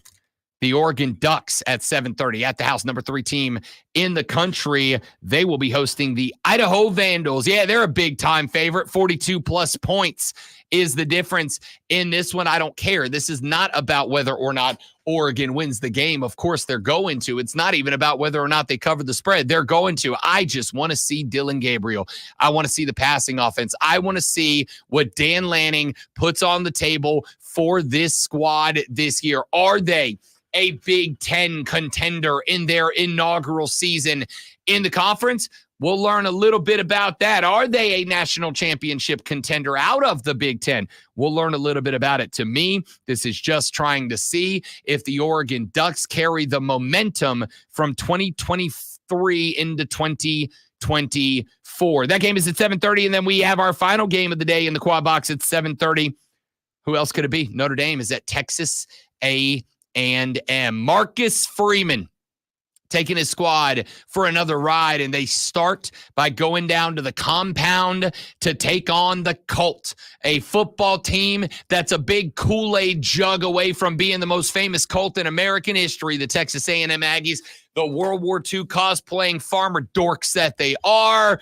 They will host the Irish, or the Irish for real this year, or will the Ags prove that no, seriously, we're good this time, guys, because they've been good the last couple of years until they ain't, but they finally get rid of Jimbo Fisher. They're paying him $70+ million a year to go to Cancun or whatever. Mike Elko, the former Duke Blue Devil head coach, comes down and gets his debut with the Ags at 7:30 on ABC. The Irish at the Aggies. Let's run through these. Lonzo, doe. A deer? A female deer? Ray. Tropical in the sun. Lonzo, do your Ohio State Buckeyes cover up the 48.5 points they are favored by over Akron? Yes. Yeah, I got no idea. Not touching that game. University of Miami taking on Florida. Listen, I hate this game because I don't believe in Miami at all, and I also don't believe at Florida at all. I don't believe in either one of these teams. Miami favored by 2.5. Let's pick this one straight up, Lonzo. The Canes or the Gators? I'm going to go with Florida because at SEC, it just means more. Yeah, I'm going to go with Miami in this one. I do think that they are better than they were last year. I still think there's a stupid game coming somewhere where Mario Cristobal screws the pooch. I don't think it's game one, although I will say this, Florida is going to be rocking with a capital R because the Gators believe this year. Let's go with South Carolina over Old Dominion. Alonzo, the Gamecocks favored by 21 on the dot. Are the Gamecocks covering up 21 over ODU? Yeah. Yeah, I don't know. 21's a big number there. I'm optimistic. Let's go with yes. I'm going to say yes, too. I'm going to say they do cover it up. I am going to trust on and bank in them covering up that there has been a progression and they just didn't want to let the cat out of the bag. And also Old Dominion was real not good last year. And finally in that spot, the University of Texas, 32.5 point favorites over Colorado State. Yes. Oh, okay. That's easy. I actually agree. I think Quinn Ewers is going to be good. Notre Dame taking on A&M. Notre Dame +3. The Ags favored by a field goal, Lonzo. Let's pick this one straight up. Yeah, I'm going to go Notre Dame wins this. I'm going to go Notre Dame wins this one too. I just, listen, I don't trust the Aggies. I do trust Mike Elko, but I think it's going to take a year or two to get it in shape. Give me the Irish on the road. The Oregon Ducks, great one. The Oregon Ducks are favored by, where'd my spread go? Let me go find it. Hang on just a second. A whole lot. The Oregon Ducks are favored in this one, not on the board right now, so let's not pick that one, but Oregon covers up no matter what the number is because I trust Dan Lanning quite a bit. The Michigan Wolverines in game number 1, great one, are favored by 21 over the Fresno State Bulldogs. I don't want to, but I'm gonna go with yeah, they cover. I'm not touching this game. Don't want nothing to do because I have no damn idea what Michigan is. No idea. Can't be stealing signs. Don't have Blake Corum. Don't have J.J. McCarthy. I don't know. I don't want this game. Hey, just because you got caught cheating doesn't mean you won't try it again. That's also true. Connor Stallions ain't there, though. Who's going to run it? I don't know. Gun to head, I'll say Michigan covers up this game. And then finally, Alabama is taking on Western Kentucky in this one. The Crimson Tide are, as I scroll through to find my line, not on the board anymore. The last I saw, I want to say they were like 35.5 point favorites. Y'all, Alabama's going to show y'all what Rob Brown's been telling y'all all season. The Tide will roll. They're winning this game by 100. I would just say I'm the only person in this room who's been to Western Carolina's campus. Well, they were playing Western Kentucky, so. Yeah, I've been there too. Oh, okay. Western Kentucky, it was an accident, and we were like on campus going, where are we? And it's actually on a hill. And so, yeah, it was interesting. I had there was a guy that played basketball in Just my like high school. earlier when I couldn't say North Dakota, I started to say North Carolina. It's because those are things that you say so often that anyway. There was a kid I played basketball with, Mike Doe, 7'2". You can't teach that. And Rob Brown's job at 6'3" was to go out there and just get into battles with a 7'2" Michael Doe, who went to Western Kentucky, lasted 3 games, and then quit to become a fashion designer. And I wasn't even mad at him because he's one of the nicest human beings I've ever met in my life. But damn, Mike, I could have used about a foot of that height, bud.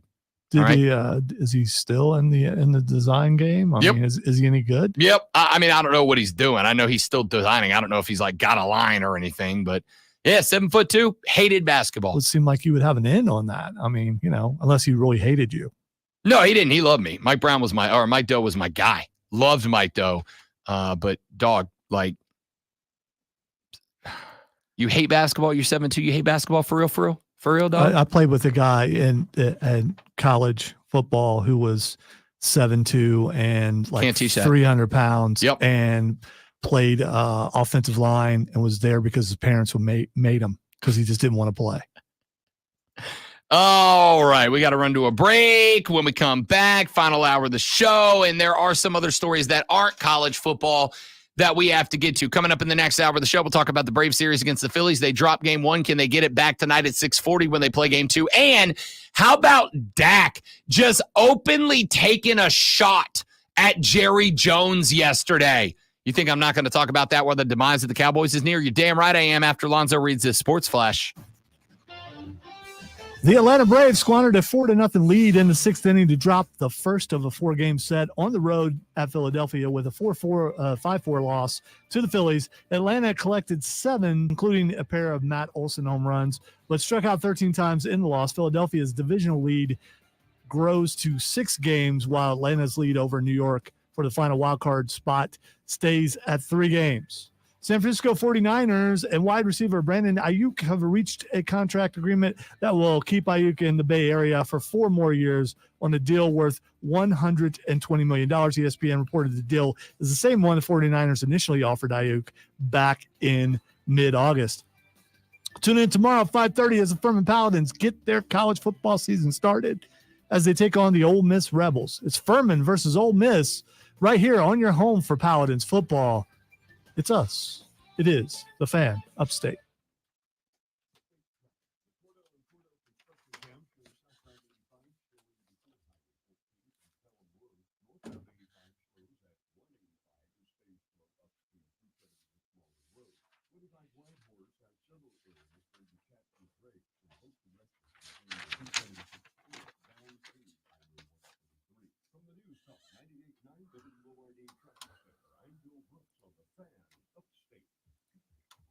Experience a night of indulgence with bourbon and bacon. It's an evening of sampling bourbons and whiskeys from local, new, and well-known distilleries while feasting on bacon-themed bites from top restaurants in our area. A night of pure indulgence with mounds of bacon, flowing rivers of bourbon, allocated bourbon flavors to tantalize your taste buds. The 5th annual Bourbon and Bacon Fest at the Foundry at Judson Mill in downtown Greenville. Friday, September 27th. Bourbon, bacon, cigars, and sweets. VIP, general admission, and designated driver tickets are on sale now. Your participation directly supports Carolina Adaptive Golf, benefiting veterans and individuals overcoming physical or mental trauma. Don't miss out on the Bourbon and Bacon Fest. Friday, September 27th at Judson Mill, downtown Greenville. Secure your tickets now by texting BACON to 72341 or visit bourbonandbaconfest.com. That's bourbonandbaconfest.com. Tax and data rates may apply. Did you know you can use your own body's healing properties to revitalize your achy joints and get you real lasting pain relief? Hey, it's Charlie James. I'm talking about advanced regenerative medicine at QC Kinetics. If you're tired of arthritic pain in your knees, your hips, your back, or your shoulders, this is something you need to check out. Everybody's talking about regenerative medicine. The people who are really good at their job or, at least decent at their job in this business, adapt, adjust, and become what they need to become, I suppose.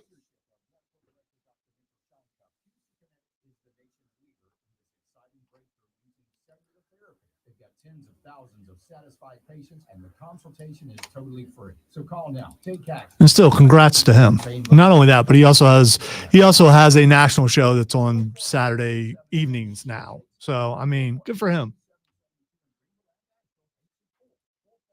And even though I do harbor some hard feelings, I really am legitimately, happy for him. A lovely, lovely day. Because dudes can have something against another dude and still be okay with that dude. Girls can't do that. They absolutely hate people. A lovely, lovely day. Lovely Which version are you singing? Lovely day. Lovely day. Singing- The OG. Is it the guy's version or the girl's version? The OG. That still didn't answer because I don't remember which one came first. Because the song's been done by a lot of people. The Bill Withers version. Was it? Which I'll say is one of my Are you favorite sure it's Bill songs. Withers? Yeah. It's one of my favorite late 70s. No way. Yeah. One of my favorite songs, but I will say he goes on with Lovely Day, Lovely Day, Lovely Day, Lovely Day for about 3 minutes too long at the end of that song. It just goes on forever. So, but it is one of my I favorite had songs. never heard this is one of those cases where I hadn't heard the Bill Withers version. Dude, it's so good. I'd only heard there's a Christian version, and it's 3 young ladies who sing it, and that's the only version I had ever heard. Then I heard the Bill Withers version and was like, okay. And I thought he just covered it. I didn't realize he's the one who did it Sunlight originally. in my eyes. Hey, weren't we supposed to have a guest? Oh, damn, that's right. Right. Copy to the email. John. There's John. Good call. That's why you're in charge.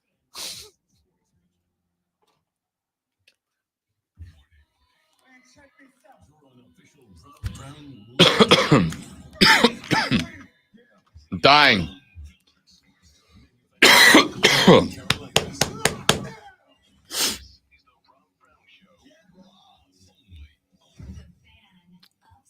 These are going to hurt you, sir.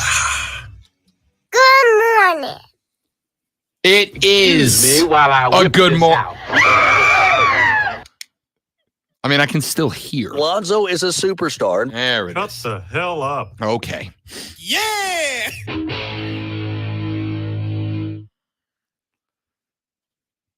Any more? You're good now. I was covering for you. Hater mode. Yeah, I was covering, dude. I mean, I was being a team player. I know it's a weird concept for you. Yeah, I'm more of a Colorado guy. I'm more of a pad my own stats guy, I'm more of a I care more about the Heisman than not losing to North Dakota State University in the final 56 seconds of a game kind of guy. Allegedly, Rob Prime. Yeah. He's Rob Prime. Yeah. Yeah, I'm more of a guy that's worried about making sure I got to get mine. I don't care if y'all get y'all. That sounds like every day on the show, though. I got to get mine. I don't know what you want me to tell you. Ladies and gentlemen, it is 9 o'clock on a Friday.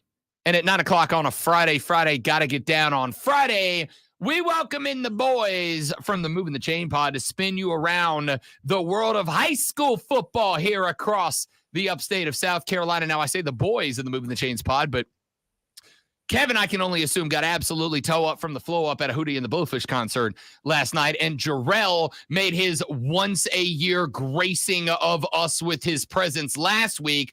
So it is the boy, the one who had the decency, the respect. I give this guy crap out of love. I'm not even going to do that today because John Epps is pulled up. He has shown up. Yeah, he has I'm come disappointed. through. I'm disappointed because he cut the hair, man. I mean, what happened, John? He got a real job. Yeah, it's not a real job. So there's some outside influences sometimes that tell you things, and you gotta listen to your people sometimes and do the bigger thing. But she's pretty though. She is. There She's it is. Great. There it is. It was one of two. It was a 50% coin flip either way, but we got to the bottom of the mystery. John Epps from the Moving the Chains Pod. You can find their stuff at movingchains.com. Find them on Facebook at facebook.com/movingchains. Twitter and Instagram, same handle. And find their podcast on Spotify, Apple Podcasts, Google Play, wherever you find your podcast. What's up, big fella? How was week 0 for the boys? Man, it was fun. I got to see Clemson commit Marquise Henderson last week. That guy is electric, really fun to watch. And so cool. Belton Honeypath, they had the game ball parachuted in. That's the way to kick off high school football right there. Very impressive. Yeah, I dug that. I saw you guys put that up on the Twitter handle at Moving Chains. And can you at least once a week do that for this show? Parachute in? Yeah, could you do that? Can I borrow your helicopter? You can borrow the boss's. Yeah, okay. He's got like 3. Yeah, okay. John Epps joining us here on the Rob Brown Show on the Fan Upstate. Let's dive into some of these games, big dog, and take us through as well as what these games are. Some of the results. I know a couple of teams played last week, a couple of teams week 1 getting the official kickoff. Let's start with this one because it is a big one. Gaffney at JL Mann. Gaffney, the second-ranked team in the state in Class 5A. JL Mann, 6th in the state in this week's South Carolina media poll. What'd you see out of these teams last week, the off-season, that makes this game the highlight game of the weekend? Yeah, this is the premier game in the state. Lucky for us, it's right here in Greenville. This will be Gaffney's first game of the year. They did not play week 0. So it's hard to tell, hey, who benefits more? Is it JL Mann to get a game under their belt last Friday? Or is it Gaffney to have another week to prepare for a big-time opponent in JL Mann? Gaffney's led by running back Jay McDowell. Feel like he's been there for 10 years. Guy's played a lot of football for the Indians. Really good player. And the big story for Coach Watson and JL Mann, this is a really good team last year, but they were led by quarterback Ethan Anderson. He's now part of the Clemson Tigers program, so big congrats to him. But breaking in new quarterback McLeod Darnell last week, this young man went 15 for 16 last Friday in his debut, 188 yards, 2 touchdowns. He really answered the bell in a 56-0 drumming of a good Midland Valley team. This is going to be a really, really exciting program. Running back LaDainian Martin was at Greer last year. Now he's at JL Mann, prime-time guy at running back for the Patriots. It's going to be a really good ball game. If you took the names off the helmets, I'd probably pick JL Mann in this one, but it's Gaffney. And like those guys over there say, they win sometimes in typical Gaffney fashion. I think the Indians find a way to pull this thing out. It's going to be a game that's decided by 1 or 2 plays. And this is the kind of game Gaffney, they make a stop on 4th down, they get a key turnover or a big play on special teams to win the game. But this should be really, really exciting ball game. A lot of talent all over the field. Yeah, I mean, if I'm going to a game, there's no doubt that is the one. What does that sentence mean? Win in traditional Gaffney fashion. I've gotten to see this team play a couple of times. Of course, one of the hosts of the Saturday Morning Scramble, Alex Guest, big Gaffney guy. I've heard him use that expression a time or two. What's that mean? I go back to a game, I think it was 2 years ago, a playoff game against Northwestern. Game goes overtime. Northwestern, they score a touchdown in overtime. They're going for 2 to win the game. Gaffney knocks the ball down on the 2-point conversion to win the game. There's been other games where, they get a big punt return. A game where they didn't lead the whole game, maybe. They have a punt return late in the game to win the game. Or they block a punt. Just something, those special teams, 4th down plays where it's, they probably don't deserve to win the game, but they make a play like that and they end up winning. And it's like, man, they just got outplayed, but they won the game. That's typical Gaffney fashion. Fair enough. I dig it. All right, let's get into another one that the boys have put on the list, and that is Dutch Fork at the Berg. Spartanburg hosting Dutch Fork in this one, and this a run back from last year, 17-6 game. You don't see a ton of low-scoring games like that. A couple of teams that, again, I got to see both of them up close and personal last year. A couple of very physical football games. Are they going to put the same performance on this year? I think so. Spartanburg, coached by Mark Hodge, he did a great job at Chapman, doing great things at Spartanburg. They had a big-time win over South Point last week, won 26-25. This is Dutch Fork's first game. They are the defending state champs. They are in an 8-game winning streak right now. Dutch Fork, always a really, really tough team. I think we're going to see another really just slobber knocker game, probably low scoring. But I don't know who can beat Dutch Fork 2 years in a row. I think it's going to take something special again from the Vikings tonight. But it should be a whale of a ball game over in Spartanburg. I think it'll be a really tight ball game. Two really good teams, two very well-coached teams as well. But Dutch Fork, they got out to a little bit of a rough start last year, but they really found their groove and once again won the state championship. And I think they're going to be in line to be right there in the end of it again. John Epps from the Moving the Chains pod. The boys join us every Friday at 9 a.m. all the way through high school football season to give you everything that you need to know about the upcoming Friday night spectacular.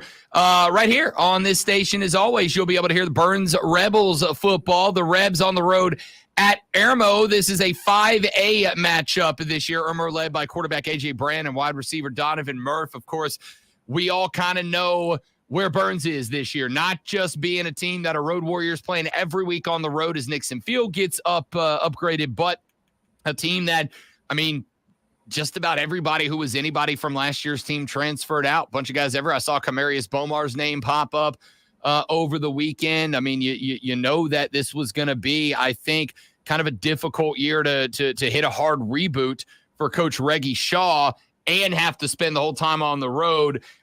Can Burns do anything on the road to pick up their first win of the season here? You know, I know this is not a program that takes moral victories, but they lost 19-16 to TL Hanna last Friday. Went for it late in the game on a fourth down instead of trying to go for a tying 38-yard field goal. Very, very impressive against a very good TL Hanna team. I didn't think the game was going to be that close. So Burns got a lot of heart. The guys that are there, they got a lot of pride. This is a program that they're not going to lay down for anybody. And this is going to be I think this is going to be a tough ball game for Irmo. They got to come out and they got to play strong. The only problem for Burns is this is a really, really good football team in the Irmo Yellow Jackets. They were 4A last year, up to 5A this year. They've got a chance to win the state championship. They're the 5th ranked team in this week's poll. A.J. Brand's Virginia Tech commitment. And the really tough thing about this Irmo group, they can throw the ball. A.J. Brand threw for 220 through the air last week in a win against a very good Oceanside team. They also ran it for 269. This is a very, very well-balanced, dynamic offense. Burns is going to have their hands full tonight. I think they give Irmo a ball game, but Irmo's just the better team down at W.C. Hawkins Stadium, a really cool stadium down there in Irmo. I think Irmo pulls it out. But this Burns team, I think they're going to be a tough out for everybody, even on the road, every game this year. Let's take a look at some of the other games taking place around the state. The Dorman Cavaliers back in action tonight, welcoming in an out-of-state opponent as Grayson High School comes over from Georgia. Other way around. Dorman's on the road. They got to go to Grayson this weekend. That is a long roadie for the Cavaliers. Folks that are going to be watching, listening from back here in the upstate, what can they expect out of this one? So this is going to be a tough matchup. I was very impressed with Dorman last week. They knocked off Greenville 42-35.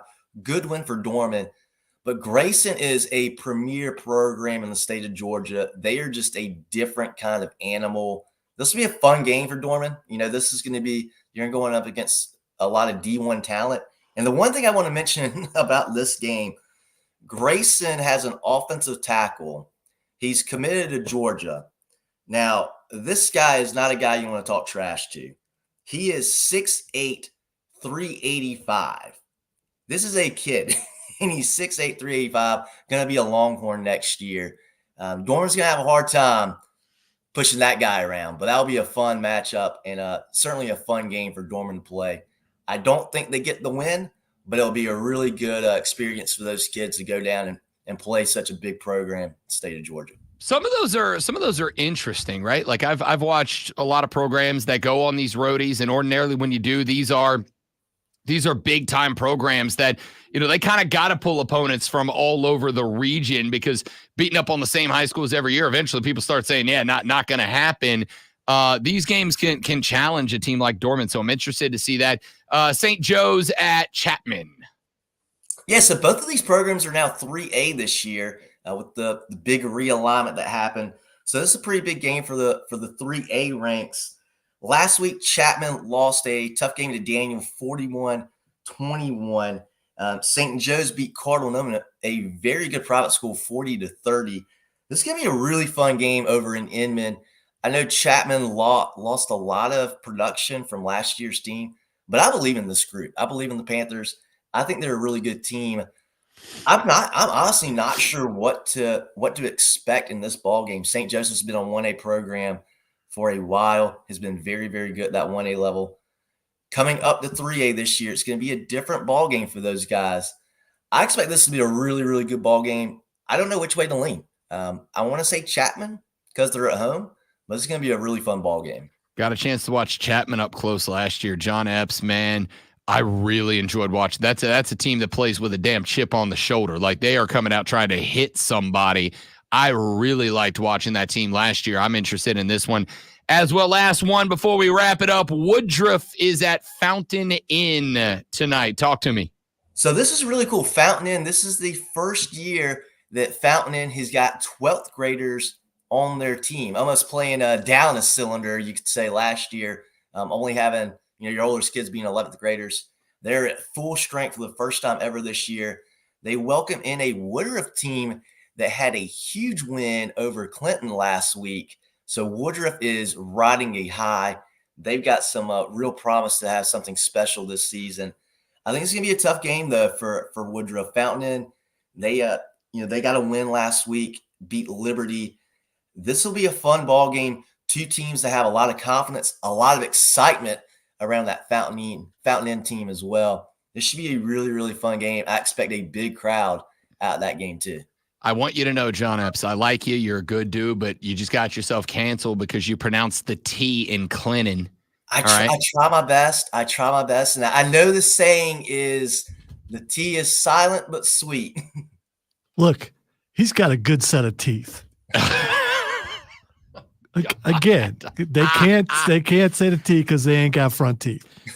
John Epps is 1/3 of the boys known as the Moving the Chain Pod. You can find them on their website at movingchains.com, facebook.com/movingchains, the same handle for their Twitter and Instagram. And you can pick up the podcast on Spotify, Apple Podcasts, and Google. They do previews. They do post games. They go live on X at the end of the night for the review. Is Kevin kind enough to come back and work tonight, or did he tell y'all he was taking the whole day off to recover from a show? Last I heard from him, he was belting out some hootie in Columbia, so he might still be down there. Who knows? I'll let you know about 6:30 tonight whether he's at Jail Man or not. Kev's asleep in a gutter right now in Columbia. That's what he's doing. John Epps joining us here on the show. My man, thanks for coming by, big dog. Enjoy Friday night, week one, partner. Enjoy college football week one tomorrow. Real quick before you get up out of here, Clemson, Georgia prediction. Go. It's getting tighter and tighter. I say Georgia 27, Clemson 13. Oh, 2-score game. That's what the spread says too. John Epps, good talking to you, brother. See you next week, partner. Appreciate it, fellas. Have a good one. Always. That is John Epps from the Moving the Chains Pod. And again, as always, you can find them on their website, movingchains.com, on Facebook, Instagram, and Twitter at Moving Chains. And again, pick up the podcast wherever major podcasts are found. Follow them on X as they'll do their post-game review if Kevin hasn't knocked himself out for the weekend. We'll find out. Back after this, talk a little more college football, get into this Dallas Cowboys story and more on the Rob Brown Show in the Fan Upstate.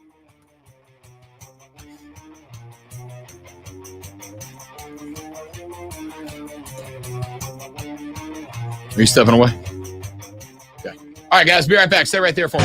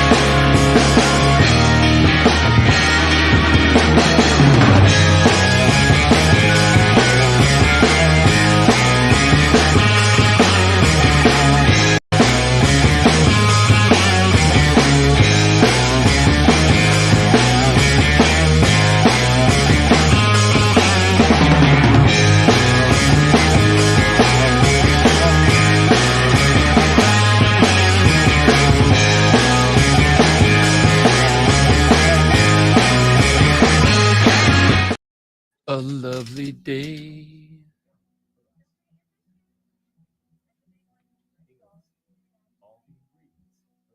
Do you know the secret to losing up to 1 pound of fat every day?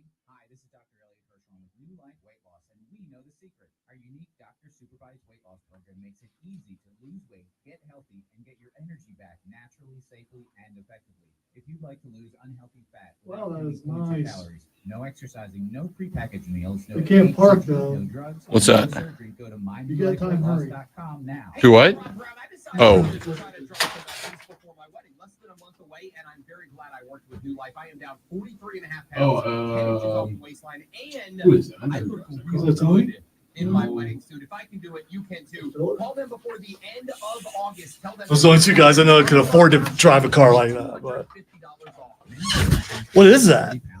No idea. That's a Corvette. It's the new Stingray. Just the hood thing. Yeah. That is sweet. Yeah, it's the new Stingray. They are dope. I like them a lot. I want one of those. Yeah, me too, pal. Me too. We should get out of radio. It's because we're on the wrong side of radio. Yep.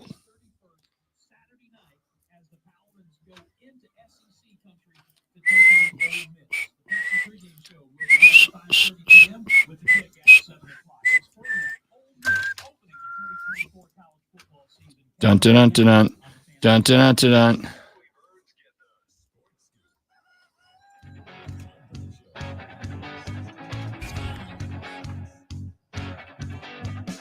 Rolling through the final hour of the Rob Brown Show here on the Fan Upstate. Final hour of the day, final hour of the week. Ladies and gentlemen, Rob with the Great Malonzo with you.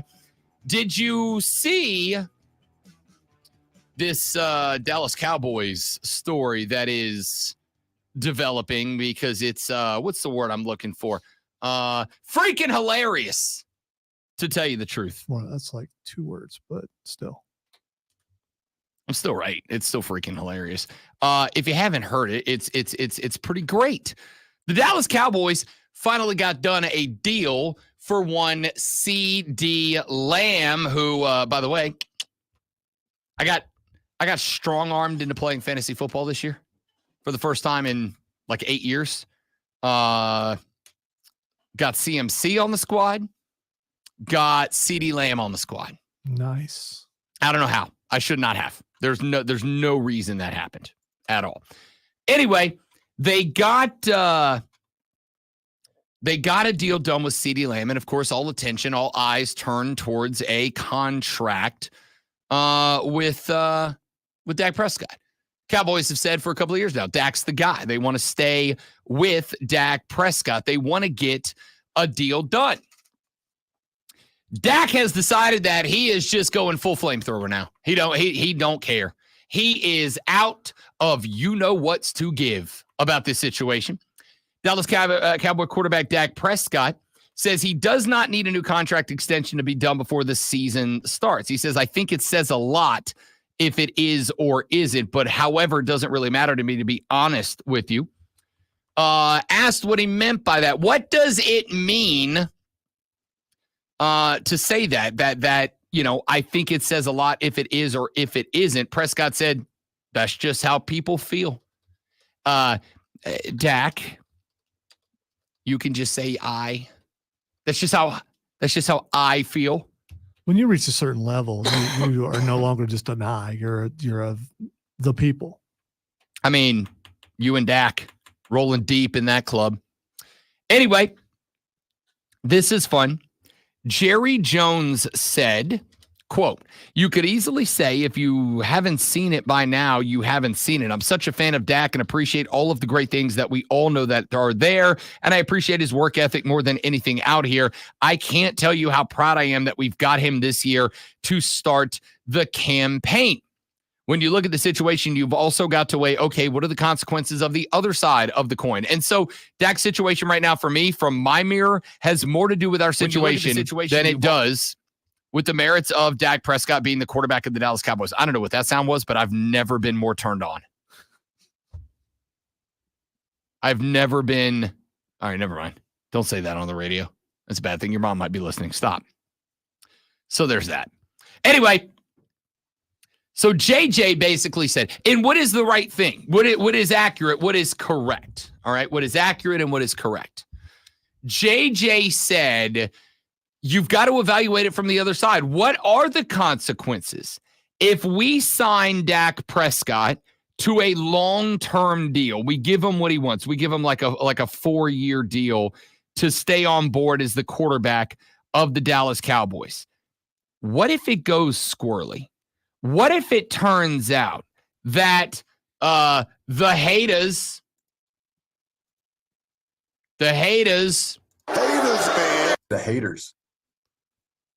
just falling apart. I know it's Friday. All right. Lonzo's struggling with the case of the senioritis right now. It's a long weekend, and he's very ready to get up out of here. We got it. It's I had football to turn weekend. you down for a reason, and I should have turned me down for a reason. So I mean, there's that. I'm very bad at my job. We all are. So he says, look, you got to evaluate the other side of the coin. And I think it's honestly especially with Dak Prescott, it's very fair to say that. The evaluation being, of course, what if the haters are correct in that? So does this mean that Dak is moving on and Jerry's confirming it? I'm a little confused by all this. I think what it means here is if they look at this and the haters are right and Dak Prescott ain't a guy that's built to get it done in the postseason. Again, I think the loss last year in the divisional round had a lot to do with Dak, but I think it had a lot to do with Mike McCarthy. I think it had a lot to do with the offensive play calling. I think it had a lot to do with a total meltdown by the entire offense. I think it had to do with a lot more than just Dak Prescott. But at the end of the day, you got to have good quarterback play. Part of the reason Green Bay knocked them out of the divisional round of the playoffs last year was because Jordan Love looked like a legitimately, genuinely good NFL quarterback last year. And because of that, Dallas got packed early, right? So I think what JJ is saying is before we give this guy a contract that welcome to how the QB market is working now, the next highest paid NFL quarterback is whoever is the next signed NFL quarterback. If a guy looks like he's Super Bowl caliber, and it's time for him to sign, you got to make him the next highest paid, or else he's going to go somewhere else and somebody else will. So I think JJ is effectively saying, look, we can go all in on Dak. We can give him a contract that outpaces Joe Burrow and Lamar Jackson and Tua Tagovailoa and Patrick Mahomes and all these other cats. But what if we get it wrong? What if he ain't the guy? What if he really ain't the guy? To me, it is the most open and honest that Jerry Jones has been about Dak Prescott so far, right? So that we are very clear. Everything that JJ said, if I am interpreting what JJ said the right way, the way that he meant it, and I think that I am. Basically, what if are right and Dak ain't the guy, and then we end up signing up? If we lock this cat down for 4 years, we won't have the money to do anything else. What happens if next year Shedeur Sanders comes out and we believe he's that guy? Well, if we have signed Dak Prescott to a long-term contract, then we can't go get a guy like Shedeur, and we're basically stuck spinning our wheels for a couple of years, and we'll be right the whole time, and we can't risk that. Here's where it gets fun. He was asked about that quote, Dak Prescott was.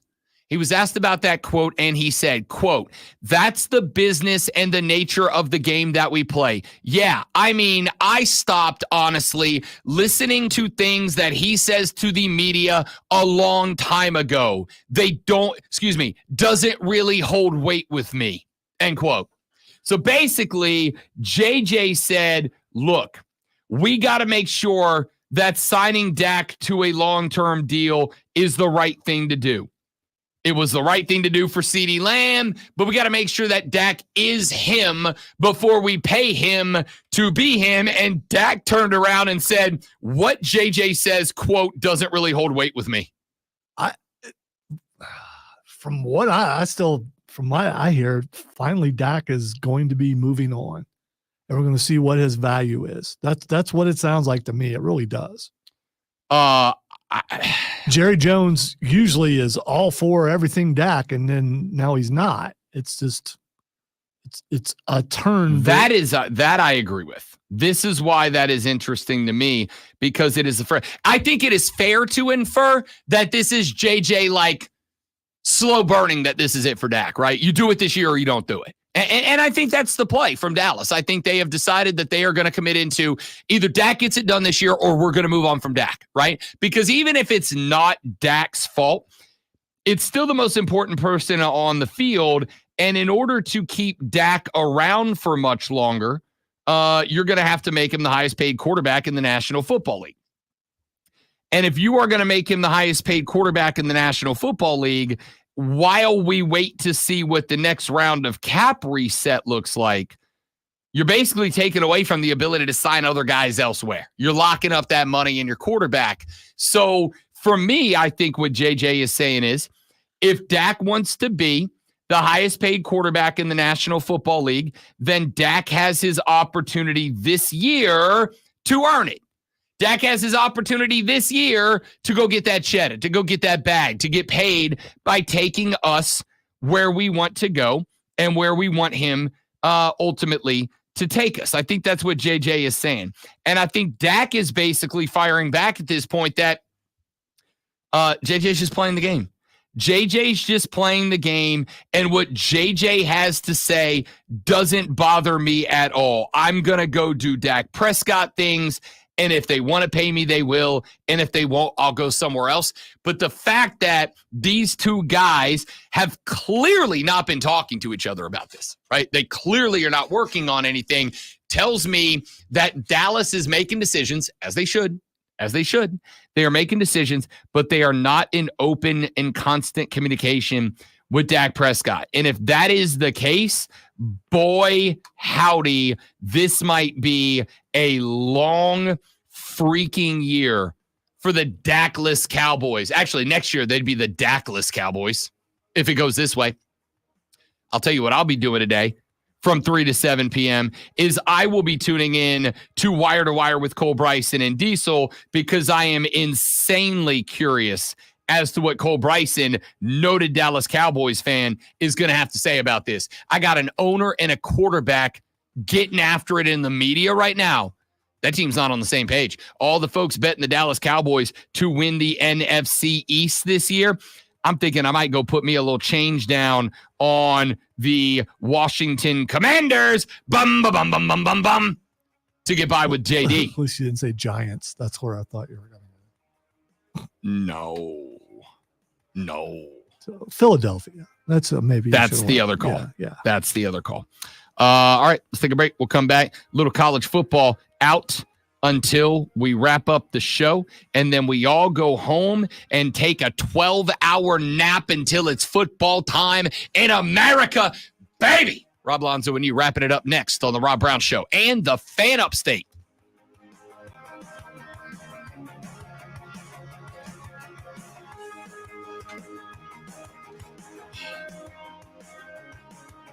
Y'all quiet today in the chat, Letting kids. it breathe, yo. Just letting it breathe. Let it breathe. Let it breathe.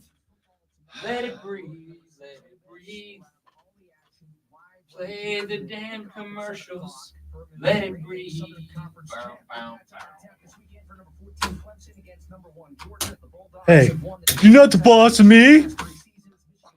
So the wine place we go to on Thursday nights, there's a lady there. Part of the reason we go, there's a lady there that plays piano, but I think I've told you about her. She just plays anything, right? So we got there last night about 10 minutes before she started, and she goes, she works at the airport once a week, so she knows Courtney very well. And so we walked in, and she's like, "You guys are the first ones here. What do you want to hear?" And I was like, "Disney montage." And she goes, "Okay." She played 15 minutes of just Disney song after Disney song after Disney song to open her set. And I told Courtney, I was like, "I think we could hire her to come down and play the cocktail hour at the reception." Because she's incredible. Yeah, I probably would have asked a bunch of obscure songs that she'd never heard of. She has a video game intros. She takes requests during the show, but you scan a QR code and it takes you to a website where you just type it into the website and then it puts it on her tablet. And so we'll go in there, and sometimes I'll try to stump her on songs and like try to pick old songs that I don't think she's gonna know. I asked her the Thursday before the Creed concert if she would play Creed, and she freaking played like 3 Creed songs. Wesley, you're trying to incite him. He's been angry all day, so I just ignored it, because Oh no, I saw it. I also ignored it. yeah, he ignored it for Exactly a reason, the reasons you think I did. and I could have latched onto it, but I want a peaceful end of the show.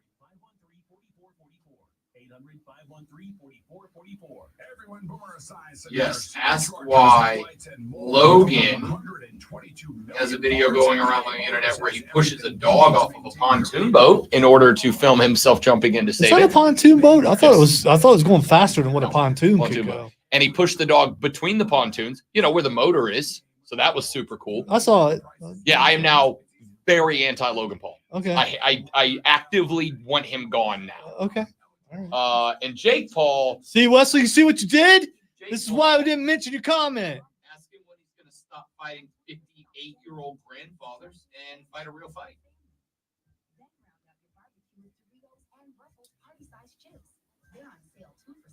You just like seeing this, don't you? I do sometimes. It's not right now. I hope I never see another Paul brother in my life. What if there's a guy and his first name's Paul and he's someone's brother? That wouldn't be a Paul brother. That would be brother Paul. Ah,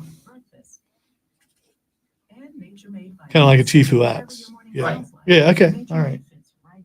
Whether you're looking for vitamin C or a multivitamin to get key nutrients. Sometimes quiet's okay, Wesley. Sometimes it's okay. Enjoy the peaceful moments in life. But yes, I want Logan Paul gone now. What he is capable of is no longer what he's not what he's done. His bad deeds are outpacing his good wrestling. Correct. Okay. Correct. There was a minute there where I went, you know what? I don't like what he's doing, but like, whatever. It's not the end of the world. I'm drawing a solid line at animal cruelty. Solid hard line at animal cruelty.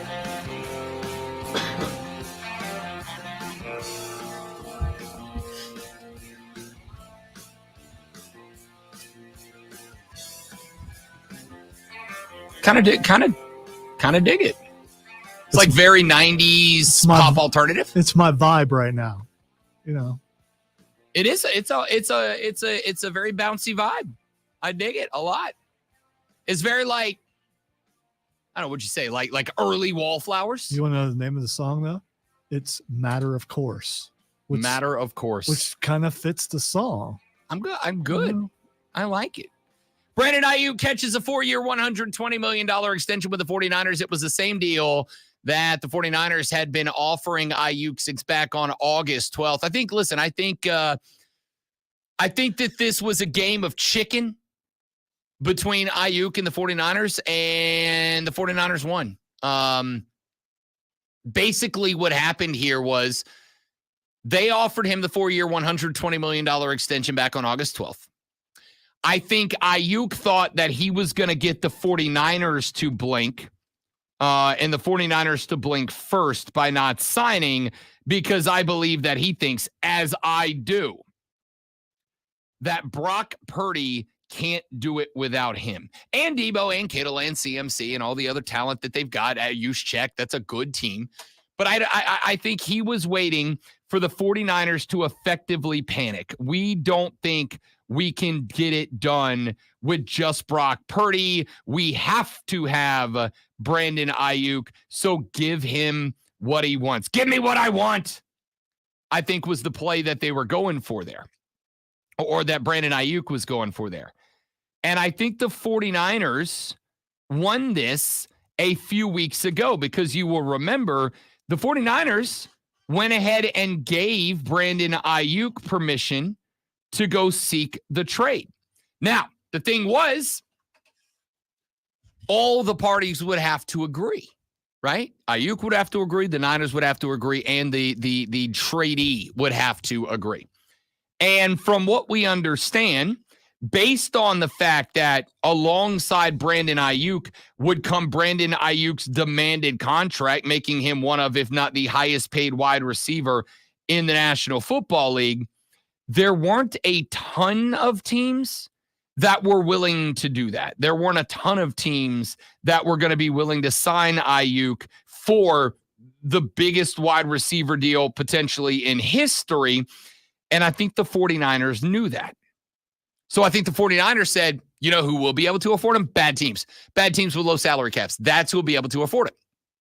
So they rolled the dice and it came up aces for them because the only two teams that we are aware of today that actively reached out and participated in trade agreements were the Steelers and the Patriots. The Patriots are the worst team in the National Football League this year.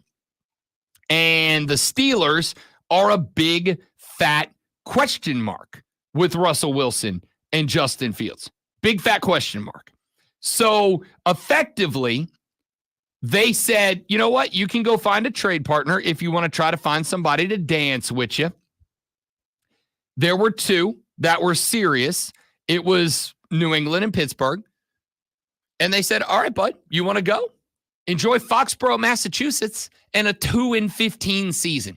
Enjoy being one of the top two highest paid wide receivers in the National Football League while you're out there going 2-15 and never sniffing a playoff race again. Have fun. Or have fun going out there to Pittsburgh, Pennsylvania and playing with a guy that everybody in the world thinks except Rob Brown is washed as your starting QB in Russell Wilson, or playing with Justin Fields, who is never going to give you time to develop a route, which is kind of your thing because he has been programmed to run first, pass second. Good luck with that. Good luck with that. And Ayuk turned both of those trades down. The San Francisco 49ers didn't need to convince Brandon Ayuk that signing with them was the right deal. They just had to hope that nobody worth a damn was going to make a trade offer that Ayuk liked. And they would have to go back on their word and go, actually, we don't want to trade you. They had to hope that nobody that Ayuk would have liked was willing to make the trade, which it looks like there was not. And then all they had to do was wait him out. All they had to do was wait him out, and they did. They waited him out because you can charge the guy, I don't know what the actual number is, but you can charge the guy X tens of thousands of dollars for every practice that he misses. But as we have pointed out in the past, if you got $100 million, what do you get? What's his $76 million guaranteed? $76 million guaranteed. If I got to miss $500,000 worth of fines to get that $76 million contract signed, yeah, you can hang on to that $500,000. And oh, by the way, there are ways that the team and a player can come to an agreement where those fines aren't enforced. So for a lot of guys, I think Jamar Chase was one of them. Basically, they found a mediation method in the CBA where Jamar Chase was fined something like $500,000, but the Bengals have effectively found a way to drop those fines. So he's not getting fined anything, and he got his contract, right? Or will get his contract. I think San Francisco probably hit him with, look, dude, we're not gonna drop the fines. And here's the thing. If you are not with this team by X date at X o'clock, we're gonna go ahead and list you as not playing. We're gonna go ahead and put you on the no play list. And if you go on the no play list, do you know what else we get to do, Brandon? We get to keep your game check, and that's worth like millions of dollars. So it's your pick, big dog. You can sign the deal we gave you, which we think is very fair, and show up and get a raise and earn your game check and keep your game check. Or you can sit at home. You can watch the San Francisco 49ers play on what I assume is probably a big old TV in your house, and we'll be perfectly happy to keep your game check and kick it right back into the franchise. And I think that's what happened here. You know, we've talked about some guys that play the game and you win, but there are a lot of guys who play the game and they lose. Brandon Ayuk lost. The 49ers played this like a dream, and it worked out just perfect for them. College football. I don't know if you saw this. I don't really care about this story. Apparently, a lot of people do, because I saw an article that somebody wrote yesterday that said another piece of the soul of college football has died. The Southeastern Conference announced yesterday that they will begin putting out availability/injury reports for football, men's and women's basketball, and baseball games moving forward. The new policy requires that schools put out an injury report, that they do so 2 days before the game, daily until the game, and a final injury report 90 minutes before tip or kick or first pitch of the game. Whatever, dude. Like, listen, you know why they're doing this, right? You know why they're doing this. It's for the gambling side of things. It is so that people like me can get a look and see on Friday whether or not Travis Etienne is going to be playing in this game for Georgia, or to find out if whatever quarterback is going to be lighting it up, or is going to be on the bench with an injury that maybe we found out about is bothering them. I don't care. I read a headline from Matt Hayes on Yahoo Sports that said the SEC adds injury reports, and yet another piece of the college football soul dies. Matt, that's a little dark, bud. That's a little dark. I'm fine with you saying about NIL deals, and I'm fine with that being said about free player movement in the transfer portal. I don't care that's how you feel, but at least I can understand where you're coming from. Having an injury report, or as the SEC is calling them, Lonzo, participation reports, I don't care. He says, a noble gesture, yes, but a ridiculous attempt at watch this hand while the other works its magic. By embracing the gambling interest, not that there's anything inherently wrong with it, the SEC are paving the way for yet another revenue stream. What don't you get, Matthew? That's literally all this has been. I didn't get into it. I had a conversation yesterday evening with a cat on Twitter who sent out a tweet, and I want to find it and read you the original one.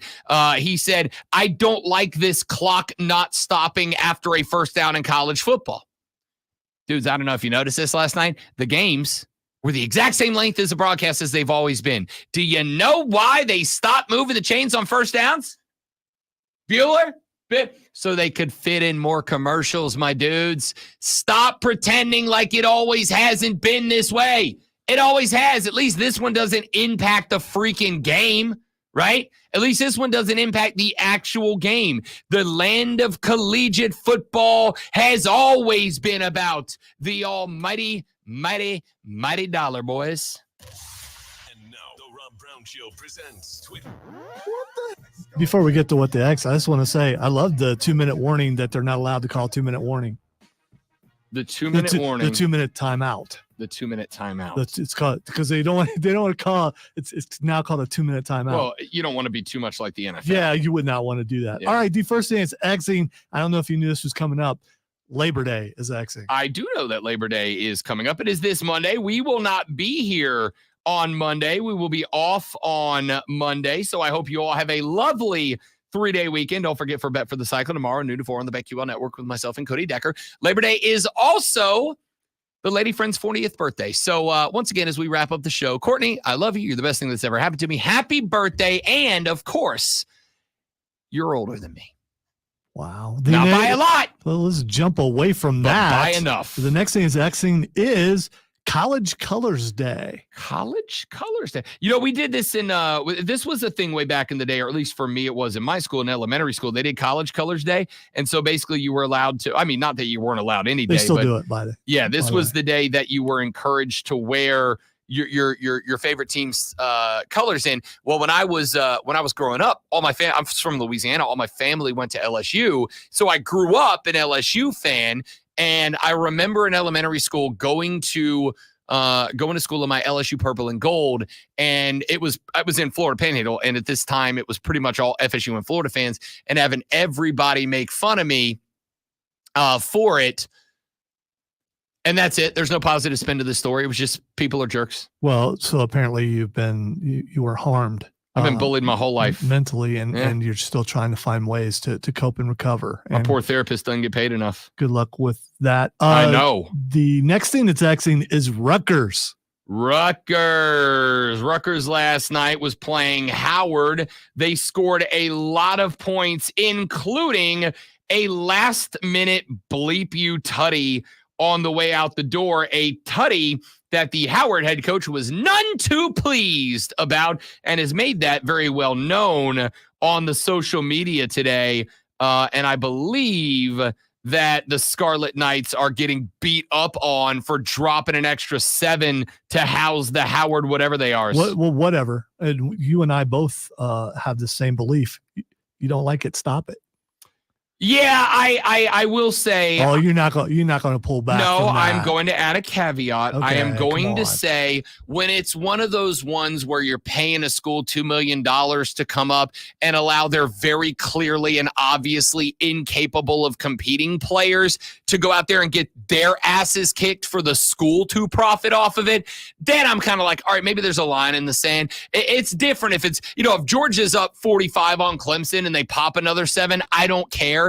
But when South Alabama's playing Ohio State, like, all right, dude, like maybe call off the dogs because you're like physically endangering them at this point. No, you're not. I mean, it's football. You're physically endangered as soon as you walk out on the field. If you can't stop it, hey, give the $2 million back. You said they paid $2 million for They can't. Their football team would die. Okay, right? Well, it would die. So if you don't like it, just give the $2 million back. I don't. No, again, they can't. It would they would not have football anymore. So they go, hey, all you 17 and 18-year-old kids, we're going to send you out there with a bunch of grown ass men, NFL caliber players, to let them beat your asses for 2.5 hours, and y'all have to tolerate it because if not, I might have a job. I am fine. However, this is Rutgers. This isn't exactly Ohio State. So I'm kind of like, nah, about the whole thing. Yeah, if you can't stop Greg and the boys, that's on you. Greg, old Shiano. Anything else? Any more for the road? Any good ones? There was one. Oh, yeah, Bash at the Beach is tomorrow. It is. No, it's Bash at Berlin. There it was. I was going to get there for you. But there's probably a beach in Germany. Bash at Berlin. Good luck to friend of the show, Seamus. Good luck. Well, he's a friend of my show now. But friend of the show, Gunther, as he defends the Intercontinental Champion. I am falling apart at the end. Intercontinental Championship against Randy Orton. It's my fault. In his hometown. It is. I got contagious. bad through osmosis. Hey, that's it for us. Have a phenomenal Week 1 Saturday, ladies and gentlemen. When we come back next week, it's college and NFL football week. We'll see you back here on Tuesday as we are off on Labor Day. Have a happy, safe Labor Day. Don't drink and drive. I'll punch you in the face. See you back here Tuesday on the Rob Brown Show in the Fan Upstate. Later. I really don't give a.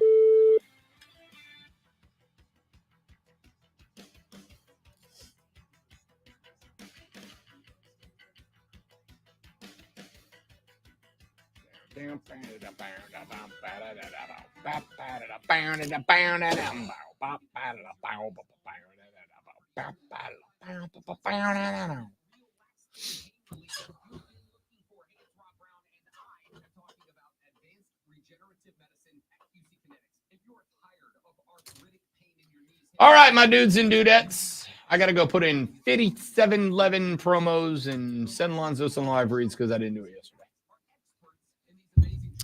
I hope you all enjoy Week 1 immensely, thoroughly, tremendously. You look angry as hell right now. Okay. Hey, have a great weekend, everybody. Thanks for being here. See you later. Goodbye.